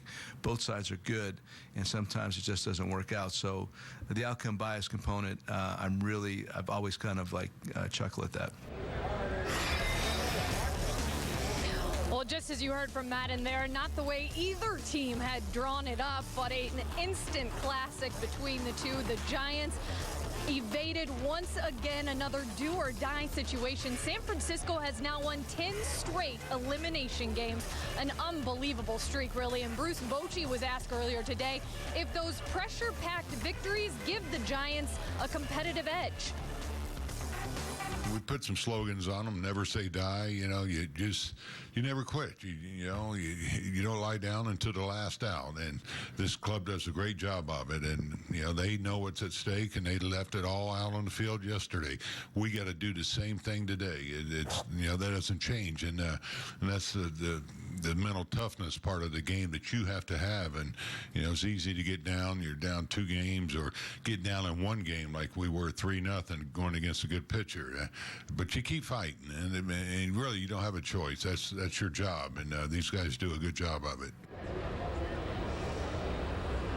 So Bochy saying there is an advantage. The Giants certainly seem to think there is. And here's the title, guys, the headline of the sports page in the San Francisco Chronicle this afternoon. A big swing, and that's not just literal. They're hoping, that is the Giants and all these fans behind me here, that there's a swing in momentum as well. The Cubs going to do everything they can to close this one out here tonight, because Luke, they don't want to come back to Chicago with the pressure of Game 5 on their hands. Let's go ahead and send it back to you here from San Francisco outside of AT&T Park. All right, thanks, Kelly. Yeah, Giants came back from down 0-2 back in 2012 against the Reds, so this franchise has been there and done that before. Let's get back to Chapman and get to our fan poll. We want you to vote at CSNChicago/vote. You don't need an app or anything special. Just go to the website. The question today is, are we going to see Aroldis Chapman pitching in the 8th inning again this postseason, whether it's this series or if the Cubs are fortunate enough to move on further down the line? Would the Cubs go back to him in the 8th inning again? I don't see why you would dismiss that as a possibility. To me, the big thing was that it wasn't Aroldis Chapman's inning. I think that when you get to the postseason, you have an arm like Aroldis Chapman, it's elite. It's a shutdown arm. I know that I'm saying this after giving up a couple hits to a couple of lefties at 102 miles an hour, but Aroldis Chapman is one of the best closers in the game, and he's got one of the best arms in the game. You use those arms a little bit more in the postseason. My case is this. My problem with the 8th inning is that he didn't start the 8th inning. I think that's exactly how I would have gone about it, at least in my mind. I had the 2-3-4 combination coming up for the Giants, there in the 8th inning. I wanted Aroldis Chapman in there right away. So even if he didn't finish the 9th inning, matter of fact, I'm not even worried about the 9th inning. I'm not asking him to get 6 outs. I'm asking him to get the big part of their lineup out. That's what I want out. I want 2, 3, and 4 from the Giants out. I want Aroldis Chapman getting those outs for me. Get it to the 9th. I've got a secondary closer. That's the unique situation that we're in right now with Strop and Rondon at the end of this game, is that you've got guys. Rondon has closed games for Cubs for years. You can use him in the 9th inning. It's not an unforbidden place for him to go. And who's to say that wouldn't have been the best case scenario yesterday? That's my take on it. That's the way I see it. When you bring Aroldis Chapman, who's bouncing his slider right now, yet still throwing 102 and 104 miles an hour, you want to give him a clean inning. The way he pitched, he was, struggling a little bit because he came in with traffic on base, and that's exactly what I saw. The pitches that were hit were out over the plate. They were mistakes up. Those are hittable pitches at 98 or 102, and big league hitters a lot of times will do damage on those pitches. So again, we're asking, do you think we're going to see him in the 8th inning or earlier, potentially again in this postseason? You would think it wouldn't be any earlier than the 8th. Another part of this is he has said he doesn't necessarily like coming in for a 6-out save or in the 8th inning. He likes the 9th inning. How important is it when a guy comes in multiple days in a row? Now, he's throwing straight heat, which is tough to hit, but is it a little bit easier maybe the 2nd or 3rd day that you're seeing him come in? It didn't matter for Mariano Rivera. Well, again, you still have to use your guys fairly regularly, but again, it's that balancing act that a lot of times is complicated, particularly in the postseason for a manager. Relief pitchers typically tell you, I'm not being thrown enough, or they're throwing me too much. It's never perfect. And what you know is that Joe has done a pretty nice job this year of being able to use his bullpen strategically, because there is a way that this Cubs team, most of the time when they've won this year, they've gotten early leads. The starting pitching does great, and when the bullpen comes in, they're the ones who have the lead. Well, interestingly enough, that was the case again last night. I just felt like there was maybe a little bit of a different way to do it. I still think to Terry Francona. Terry Francona has used Andrew Miller in that kind of that swing role, even though he's an elite arm, even though he's a guy who can go out and get saves, much like he did in their series that got them to the championship series, multiple spots. He's used him in the 6th inning. I'm not saying that's necessarily what you want to do with Aroldis Chapman, but in a game like this where it's a closeout game and you got the middle of the lineup up there, why don't you send Aroldis Chapman out there for the start of the 8th inning? You let him get 3 outs, see where he's at. If it's a 9-pitch outing, maybe you send him back out there. If it's a 20-pitch inning, you send Rondon out for the 9th. All right, we've had a lot of fans joining in on this conversation here on our poll, and what do we have? It looks like no is definitely the answer. 75% say they don't think we're going to see him in the 8th inning again in this series. But it's a unique situation. It's result. Even with Mariano Rivera, and I watched this throughout my entire career, it was a unique situation. It's not something that you're trying to get to every time. It's that special situation where you might be down a guy in the bullpen. The series might be dictating it a particular way. You use it because you can, but you don't wear it out. And I think that's what you need to understand. Let's hope that situation doesn't present itself, and then you really don't have to worry about it. Well, we hope that the Cubs are still up and they have some sort of situation. Right. But we're not in that little bit of I don't know. There felt like there was some sort of little panic going on there in the 8th inning. And we don't need that. Let's fast forward to tonight now, and let's take a look at our pitching matchup brought to you by Bona, the original Italian beef. And it should be a good one. John Lackey for the Cubs taking on Matt Moore, who was 13-12 with a 4.08 earned run average during the regular season. Lackey finished the year with a record of 11-8, an earned run average of 3.35. And of course, here's Lackey. This is the reason the Cubs brought him here. Forget the regular season. They wanted a guy with experience, with attitude, been there, done that. 21 career postseason starts, the most of any active pitcher. So nobody in the game has started more postseason games than this guy right now. He's been there, done that. Yeah, and that's what you wanted for him. It's why he's here. This is a huge game. It's a huge opportunity to wrap up this series and get this thing done.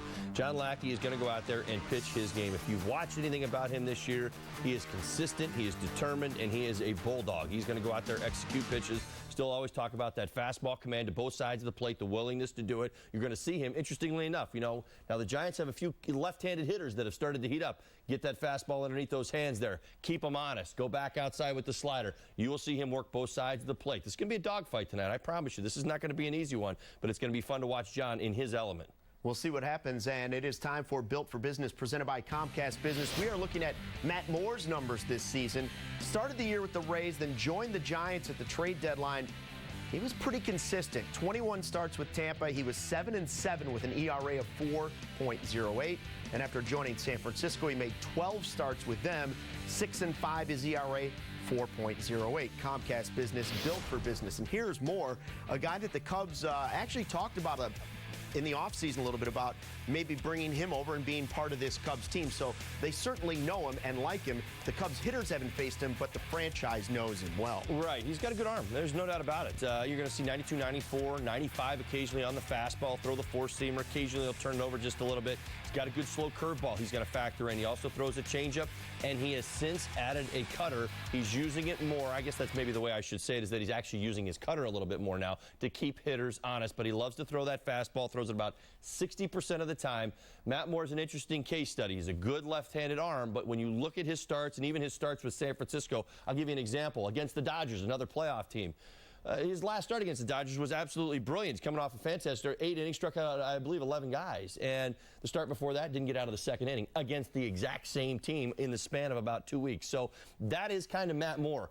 When he's on, he's good. When he's off, he can be had. So watch early, see where Matt Moore's at. Let's hope he's off, but you just never know what to expect in the postseason. We've learned that over and over again.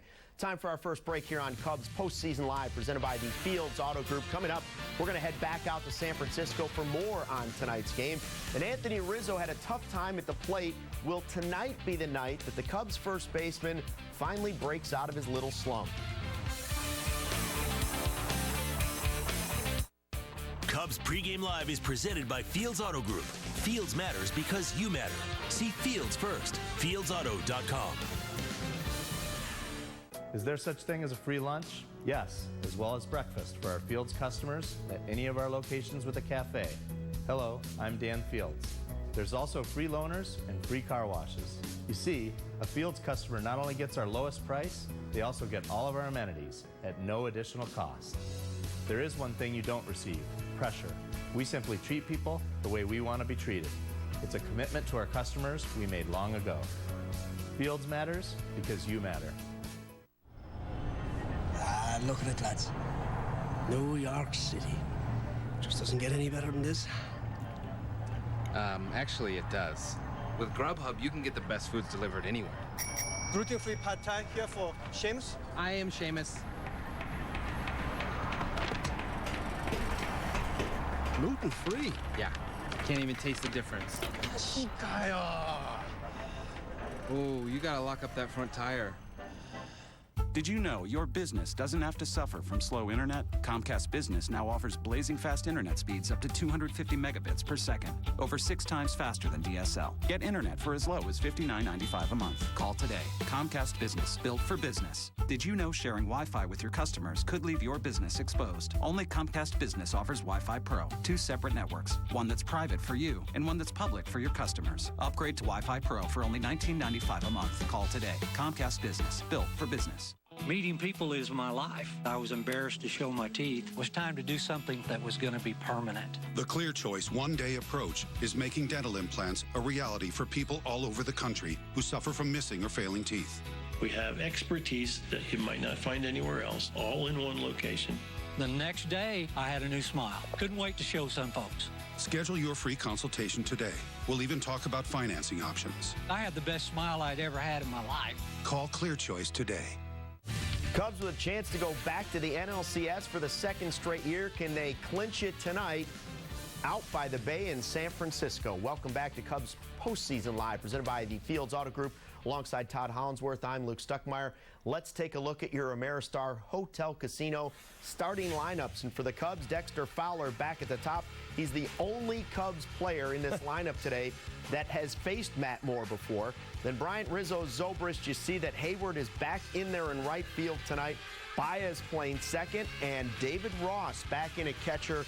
Came in pinch hitting yesterday, hit into that double play. What do you make of the lineup that Joe Madden has for you? Well, not a whole lot of changes. Really, the conversation needs to be about getting the lineup going consistently. I mean, look at Chris Bryant. He's off to a good start. We know Javi Baez is swinging the bat well. Both have had impact. Obviously, our pitchers are doing some damage as well, but look at the numbers in the middle. They don't lie.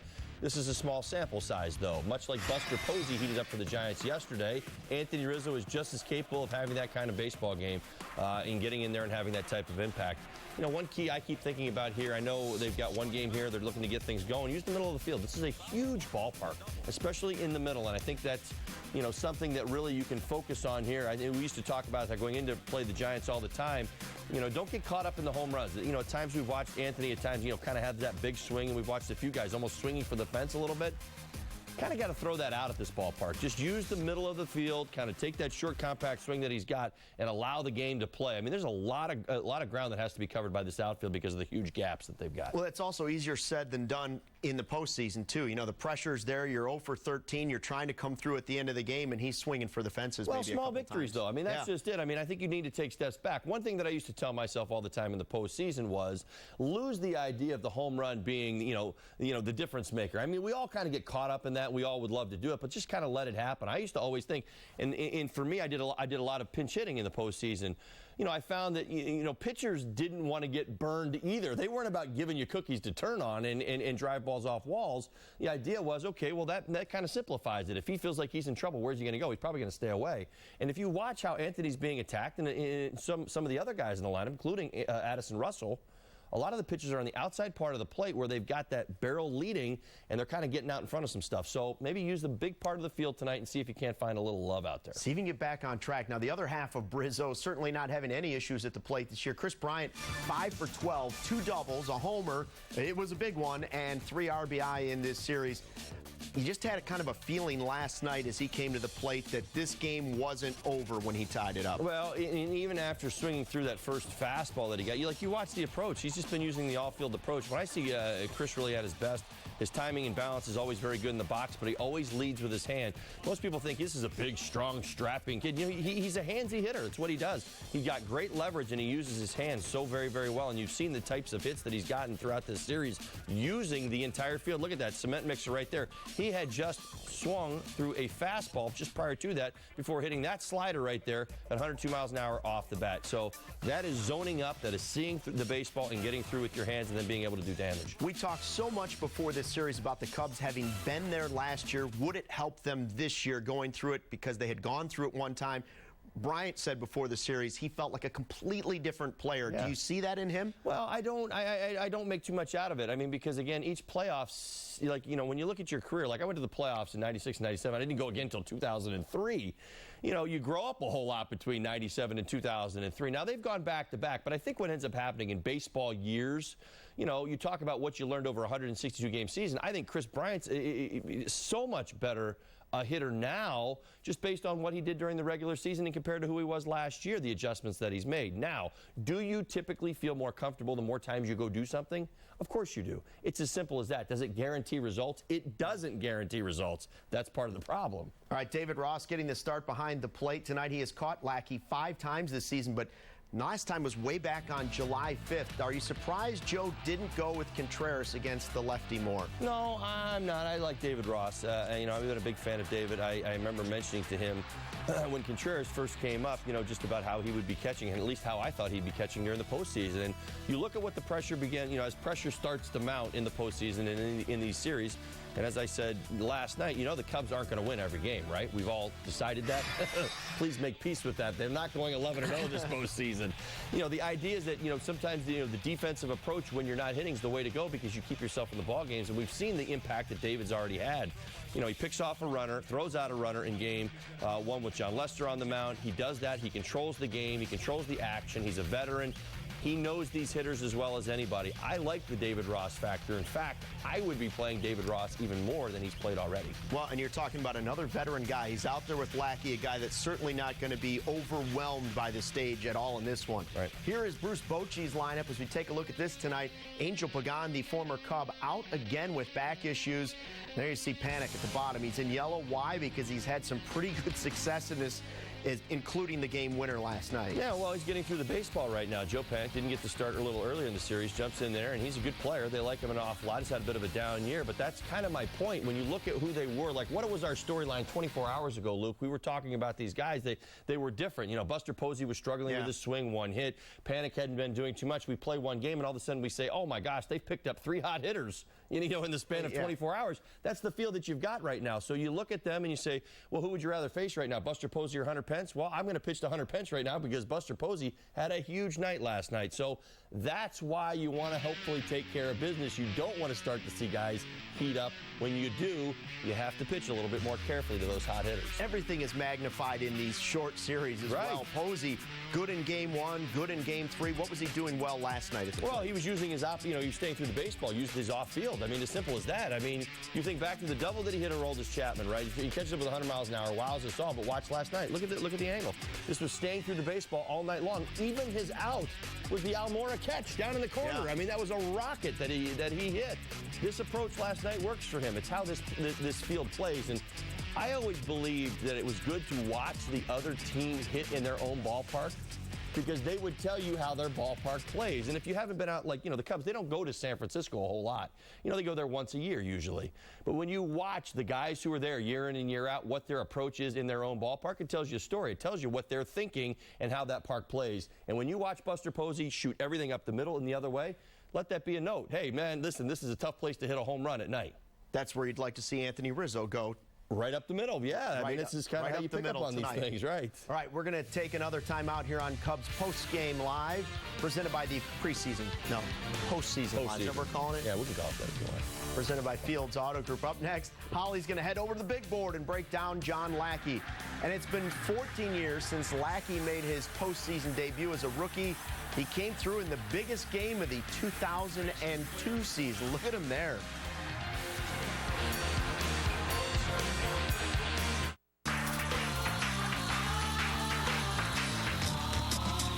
You know the feeling.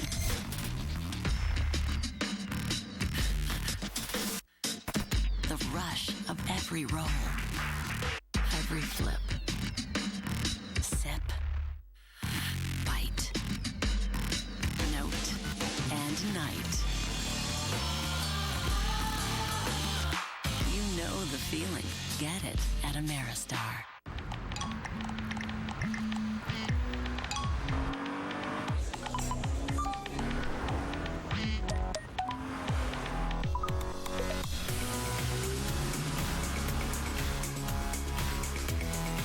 Some things are simply impossible to ignore.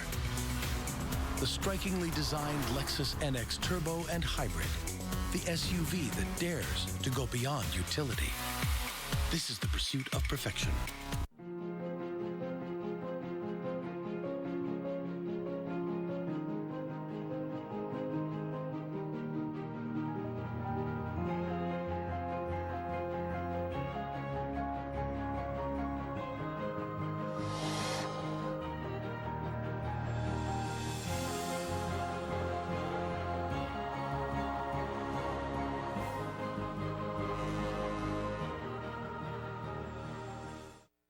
If you have used the blood-thinning drug Xarelto, you may be at a higher risk for serious internal bleeding. If you or a loved one have taken Xarelto and suffered internal bleeding, gastrointestinal bleeding, kidney bleeding, brain hemorrhaging, or your loved one died, call the Rely On Group. If you or a loved one took this drug and were injured, call the Rely On Group right now. Call the Rely On Group now at 800-234-3116 for a free consultation.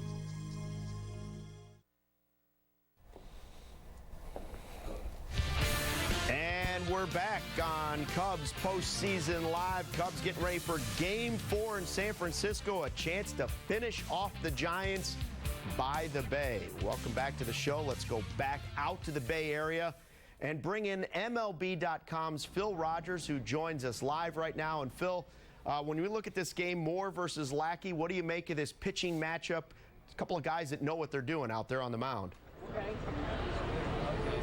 Yeah, absolutely. You know, Matt Moore's a little bit of an unknown, although he did pitch well, better than you'd think looking at that 4-point ERA for the Giants.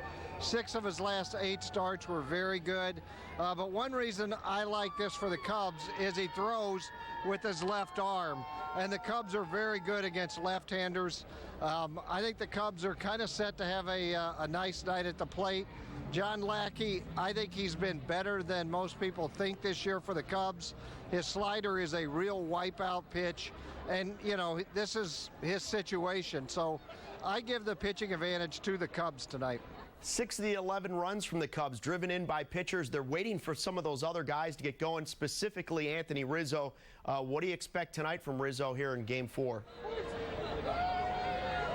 Yeah, Rizzo has been a sort of a yet to show up type guy, and it seems like every time you look up, he's at 2 strikes, choking up on the bat.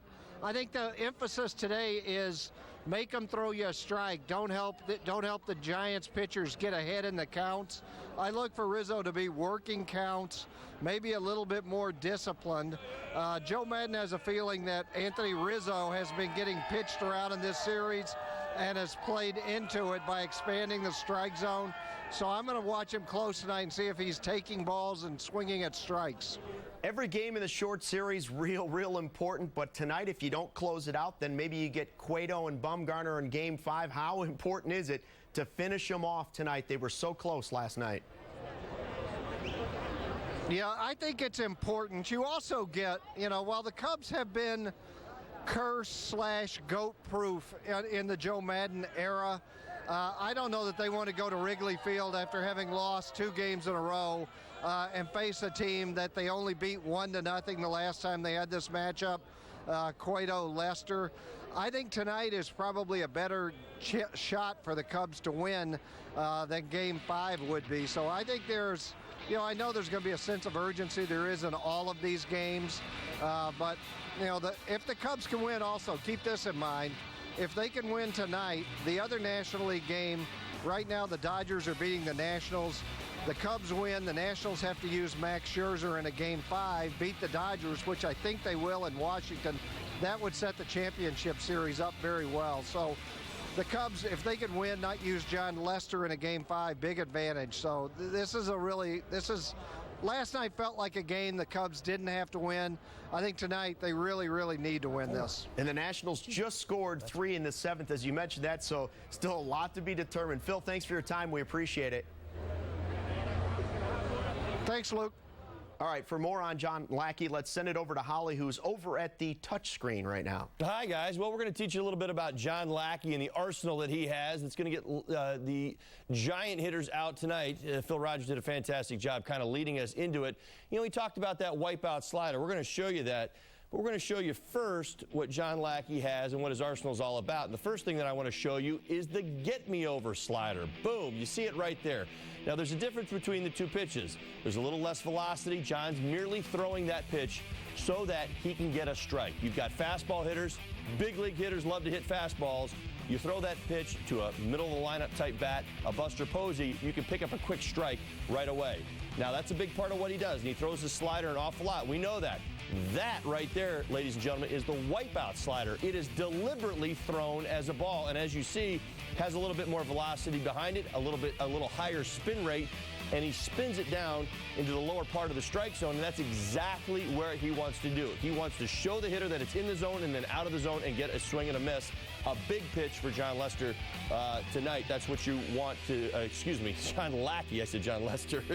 There you go. That is the fastball that he's going to use, the 2-seam action. His changeup as well is certainly part of what he does. He attacks the plate, but he lives off of movement. You see the curveball there. Doesn't use it nearly as much as the slider, but it is a big pitch. He adds and subtracts particularly well, so pay attention tonight for that slider and the curveball to go along with the fastball, the 2-seamer, the 4-seamer, occasionally that changeup. I don't expect him to use it too much tonight, but he will be using his breaking pitches to keep these giant hitters off balance. Fair expectations. I mean, I think we're trying to win a World Series. I didn't come here for a haircut, you know what I mean? We're trying to get it on. I came here for jewelry.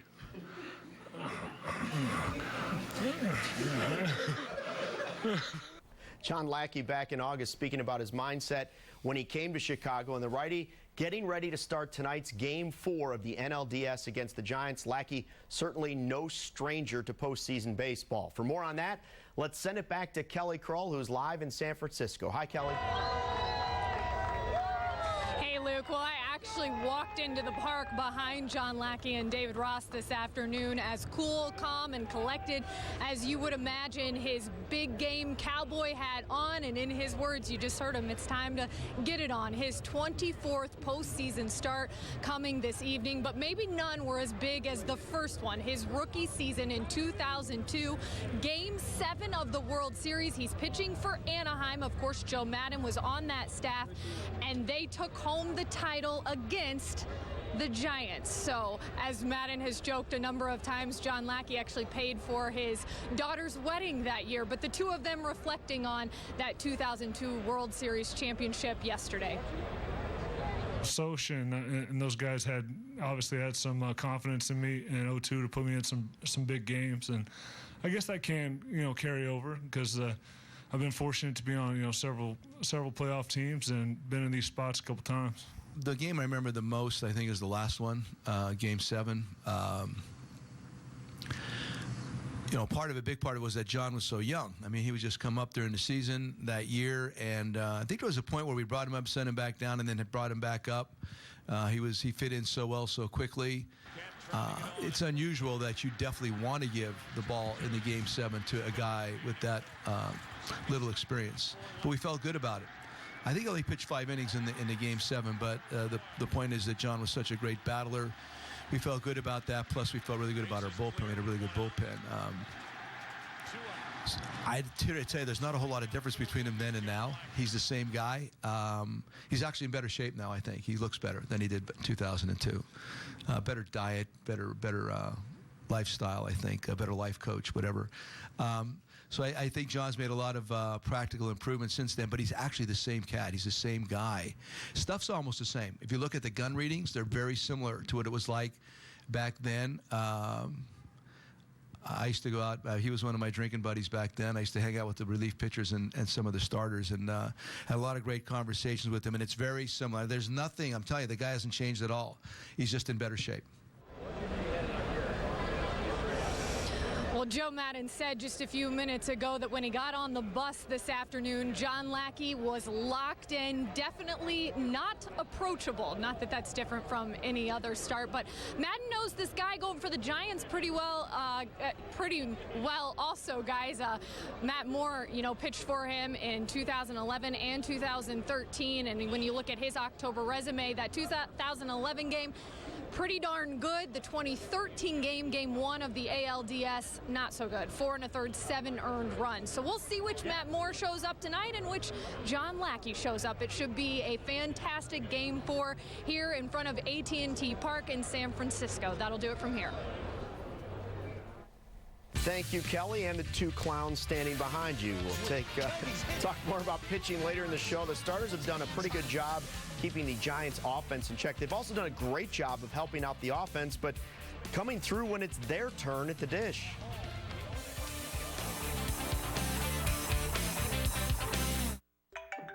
Hello?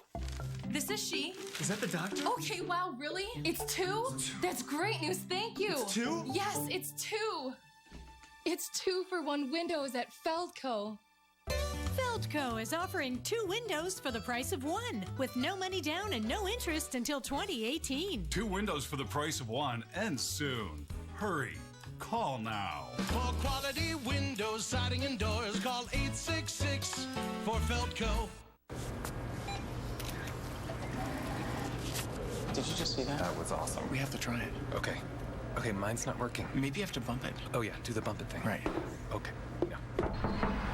You can take money out using the BMO Harris app. You want to buy a hairless cat? There's a pet store down the street. Cool. I think she said BMO Harris app. Yeah, that makes more sense. When your phone is your debit card, that's the BMO effect. BMO Harris Bank. We're here to help. My name is Jim Cornelison, and I am the national anthem singer for professional hockey in Chicago. I am in front of millions of people every time I get out on that ice. And the more I've been on camera in the last few years, I noticed, the ball patch coming in Ultimately, I had to face the truth. I just had less hair up there. Get your own head of thick, full hair with Restore. The procedure is quick, it's comfortable, it's pain-free. There's no cutting, there's no stitching, and there's no linear scar. It's my own hair. It's just moved from the back to the front. I was in the morning, I was out in the afternoon. Comb it, cut it, style it. It's your hair. You're just one call away from looking and feeling more confident. When I walk out on the ice and I know I'm going to be on that Jumbotron, I feel good about how I look. Call Restore today for your free consultation and get a $500 gift card. It may be the first step that changes your life forever. Call 1-800-809-7171 or visit restorehair.com. I can understand why the fans in Chicago get pissed off when we're going into 2 and 3 overtimes out in Anaheim. I was up to 1:45 last night trying to watch the game, and made it a tough morning this morning. But the kids get me up, so I'm up. So it was a fun game to watch, and it's exciting, and you know, wish for a better outcome for the Cubbies, but it was a fun game to watch. Brent Seabrook of the Blackhawks, a little tired this morning like the rest of us after that 5-hour marathon Game 3 that ended after 1:30 in the morning. Welcome back to Cubs Postseason Live, presented by the Fields Auto Group alongside Todd Hollinsworth. I'm Luke Stuckmeyer. It's time again to get interactive with the show. Get your mobile, laptop, tablet, whatever it might be. Head to csnchicago.com/vote right now. Our question this time: who's been the Cubs' MVP so far in this series through 3 games? Is it Javier Baez, Chris Bryant, John Lester, Travis Wood? Go ahead and start voting. We'll keep an eye on those results.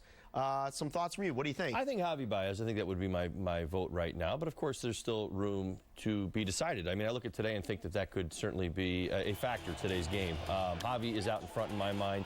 What he did in, you know, the home run against Cueto was just absolutely amazing. The at-bats that he's putting out there, I think even the respect that he's kind of getting in the lineup right now, he is being feared as one of the big impact swingers for the Cubs right now. He's just having a great postseason so far. It's only been 3 games. Chris Bryant could absolutely snatch that up. He had a big game yesterday. Love to see Rizzo get going. John Lester's pitched well. Honestly, I hope John Lester does not win this vote ever, because I don't want to see him again. And I think the only way I see him again is if there's a Game 5, right? So right. That's what we don't want. But through this point, he's also been very important. Obviously, put the zeros up on the board in Game 1 and kind of set the stage for Javier Baez to come through and be the big hero at the end of the game. Right. Without Lester, you're not even admit it. Absolutely right. And I just I mean, I see it that way as well. But you know, it's the classic conversation. The players play. They play every day. The pitchers pitch 1 every 5th day or something like that. And, you know, that's the idea. Huge first game. Set the tone for the series. I mean, I think that we're a little more comfortable right now, even after last night, because of the game that he did pitch. So I do, but I look at where Baez is at and how big that home run was under those circumstances. At the same time, I'm acknowledging Cueto was really good in that game, too. There was 0 offense going on, and Javi came up with a huge swing right there to win a game. So I still vote Javi, even though I can see the voting is going in a different direction. Yeah, and I would say that Travis Wood, I'd have a tough time voting him over Baez or Bryant or Lester, but I'm surprised that it was dwindled down to about 2% there for a couple seconds, and it's one of the lower ones. Here's a guy who came in, did a great job pitching, and also obviously hit a huge home run. So he's done it on both sides. It's about the home run. Yeah. I mean, if you're comparing the two, I mean, you look at Bryant and Baez, they've been out there every day grinding out at bats, trying to come up with big moments. Woody had a huge home run, but I mean, even the workload that John Lester took down compared to the workload that Travis has had so far and will have, obviously John Lester is going to go much deeper into ball games than Travis. I think he's about a 2-inning guy right now, so. This is going right down to the final second. Let's see, what do we have? Come on, Javi. Attaboy. Oh, John Lester, 34%. Just edging out Javier Baez in our fan vote for that. All right, Cubs entered the postseason with the best record in baseball, but being the best record in the regular season doesn't necessarily guarantee a World Series title. Joe Maddon was asked today if he had any theories as to why it's been like that. I think the system is built for the best team having a chance to lose. You know, I think that's what it is, and it's fine. I think it's, listen, I've benefited as a manager with my teams being the second wild card and getting involved in the dance. Beautiful. That's where 9 = 8 came up a couple years ago. Just wanting to be a member of that 9 players playing hard, being a member of those 8 teams, and I'll take it. then when you're the division winner with the best record, you have the same opportunities as a team as a second wild card when it comes right down to it. They being at a greater disadvantage probably based on their pitching, having to use somebody significant in that wild card game. Obviously, these are all obvious points. But at the end of the day, I never take anybody lightly. But in 5 games, anything can happen, man. Sure can. Anthony Rizzo 0 for 13 right now. And for more on Rizzo's early struggles in this series, let's send it back over to Holly. Let's hope I only have to do this one time this postseason. We know Anthony Rizzo has been struggling a lot. 0 for 13 has not had any kind of impact in this series so far. Maybe tonight's his night. I'm going to show you why he's struggling. And it really comes down to some pitch sequencing.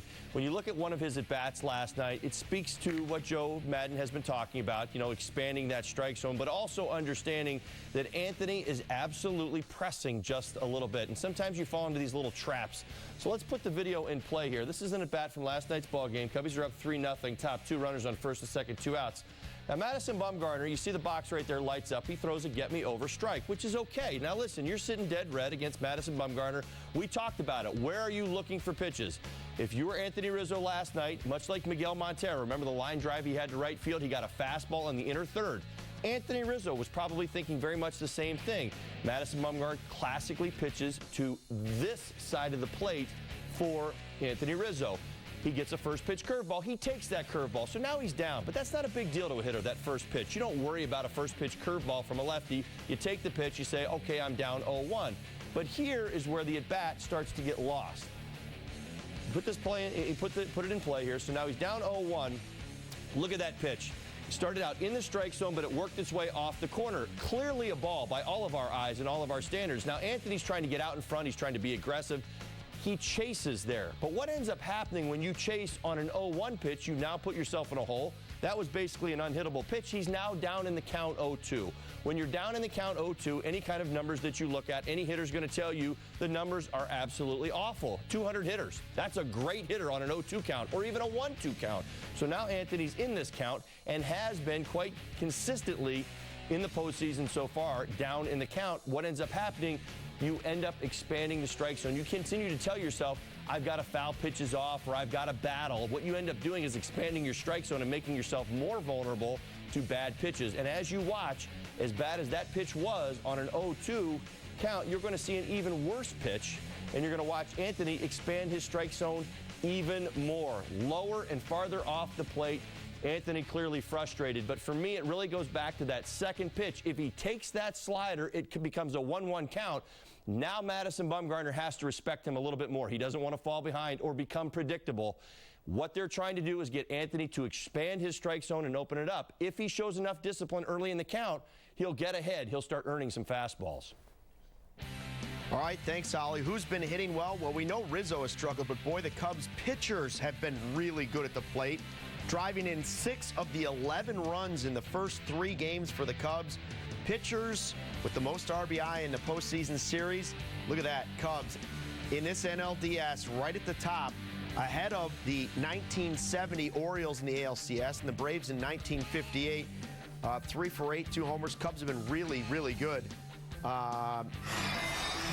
And here's Jake Arrieta, who has been a good hitter really all season now. Arrieta and Wood both homering, joining Kerry Wood, Rick Sutcliffe, and now Travis Wood, they have joined them as Cubs pitchers to homer in the postseason. Well, and I think as you're watching the video right there, you know, pitch 1, 2, 3, and 4. Now, that first pitch was a fastball low and in, but you know, Madison Bumgarner made a bit of a mistake here. I mean, these hitters, Jake Arrieta included, these guys have all hit all season long. Now, people around the National League know that they've hit. But I guess my point is this. He challenged him the same way 3 consecutive times. Madison Bumgarner needs to, and I mean this, show a little bit more respect to Jake Arrieta, just like anybody else would show respect to Madison Bumgarner. You're not going to throw Madison Bumgarner 3 fastballs down the middle of the plate. We know he's a very good hitting pitcher, and he can do damage. Jake Arrieta's hit a ball 447 feet this year. He's got an OPS well over 700. You think you're going to throw 3 elevated fastballs to the exact same spot and him not come up with contact at 92 miles an hour?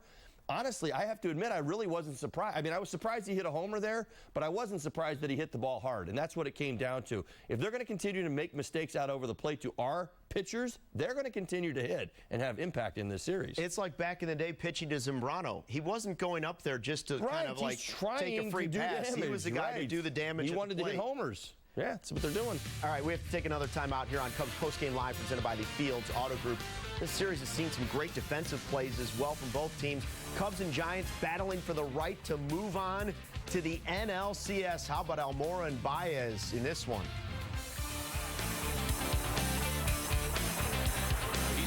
I'm Dan Fields of the Fields Auto Group. We've prepared a Joe Madden Signature Edition vehicle. It will be raffled off at the end of the season, with the proceeds going to many of Joe's favorite charities. But not before I have the pleasure of driving it to and from the ballpark. Thank you, Dan, and everyone at Fields Auto Group for this special vehicle and for making this all possible. For official raffle rules and complete details on how you can win this Joe Madden signature vehicle, go to fieldsauto.com. It is an honor for Fields Auto Group to help good causes like Cubs Charities and Misericordia.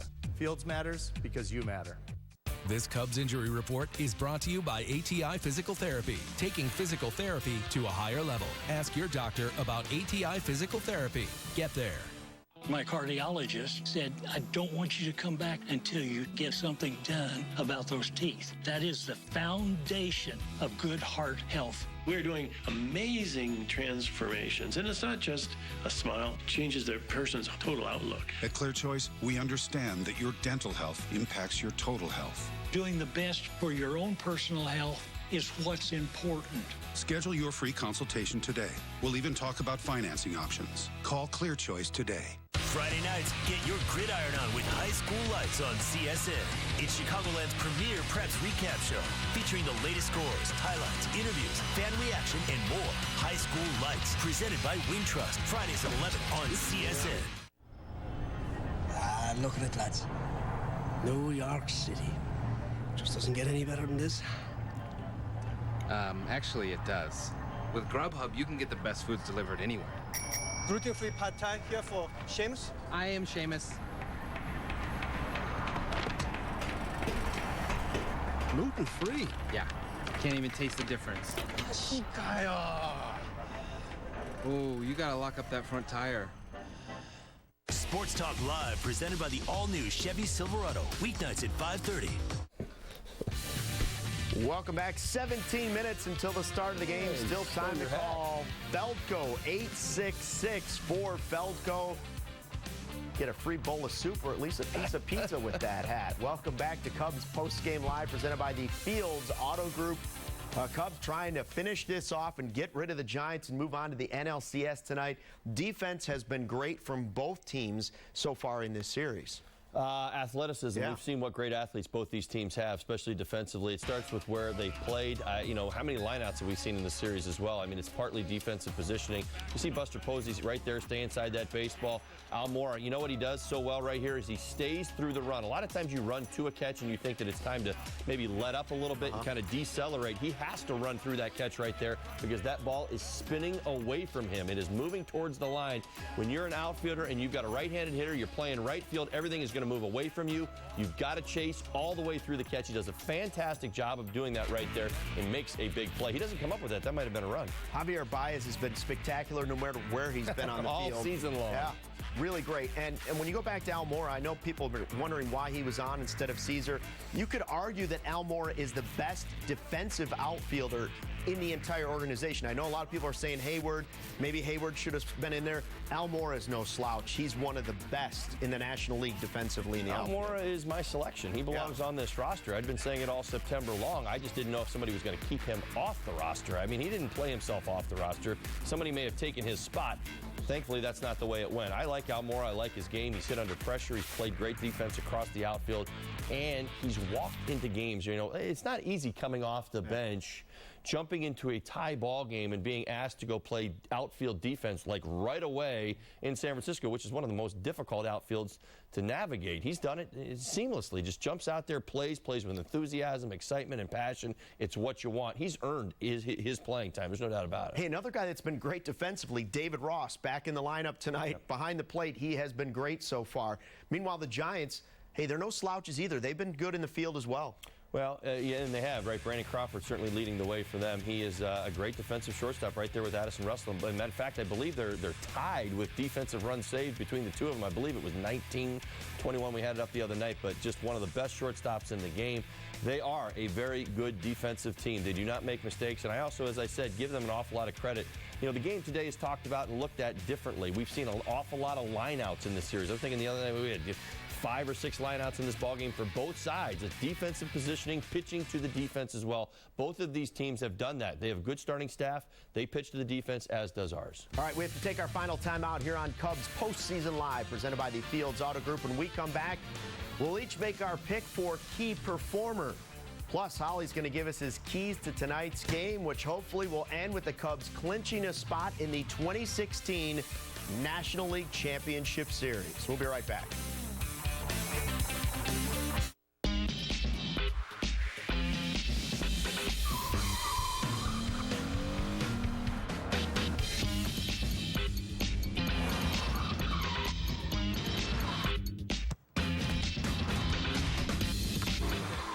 Experience the thrill of the Lexus Performance line. Because the ultimate expression of power is control. This is the pursuit of perfection. In Chicago, some things just go together, like front porches and blue W's, bricks and ivy, Waveland Avenue and souvenirs, Jake and State Farm. Like home and auto insurance with State Farm, they just go together, and they save you time and money. Just another way we're here to help life go right. Talk to a State Farm agent today. How did DirecTV build the first-of-its-kind channel dedicated to fantasy football live on Sunday? They put together a team of in-studio experts with insightful in-game analysis of Sunday's biggest plays as they happen. Plus the latest NFL.com stats, injury news, and storylines that affect your lineups. Stay connected to the source on your favorite device while your team is on the big screen. All in a Sunday's work. Only NFL Sunday Ticket Max gives you the DirecTV Fantasy Zone. Upgrade your Sundays this fall. Channel 704. Get up, get up. What time is it? I think I know what it's time for.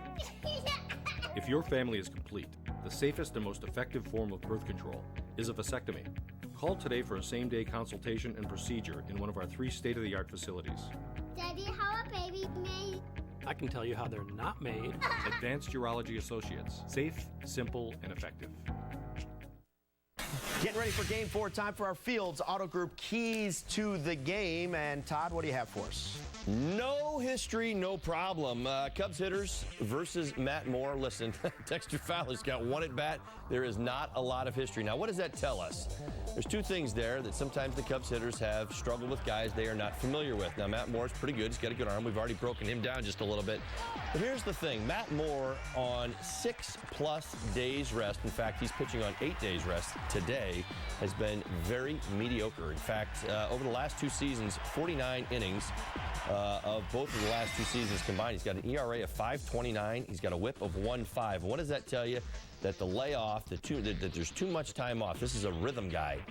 He probably tonight will either be down the middle of the plate or they will be easy takes off the plate. So Cubs hitters are looking to be selectively aggressive out over the plate early in the ball game. If he's not there, then you're taking. He could be wild as well. Shake the bat rack. We got to get the guys going. Plain and simple. You saw the numbers. That's what we're looking for.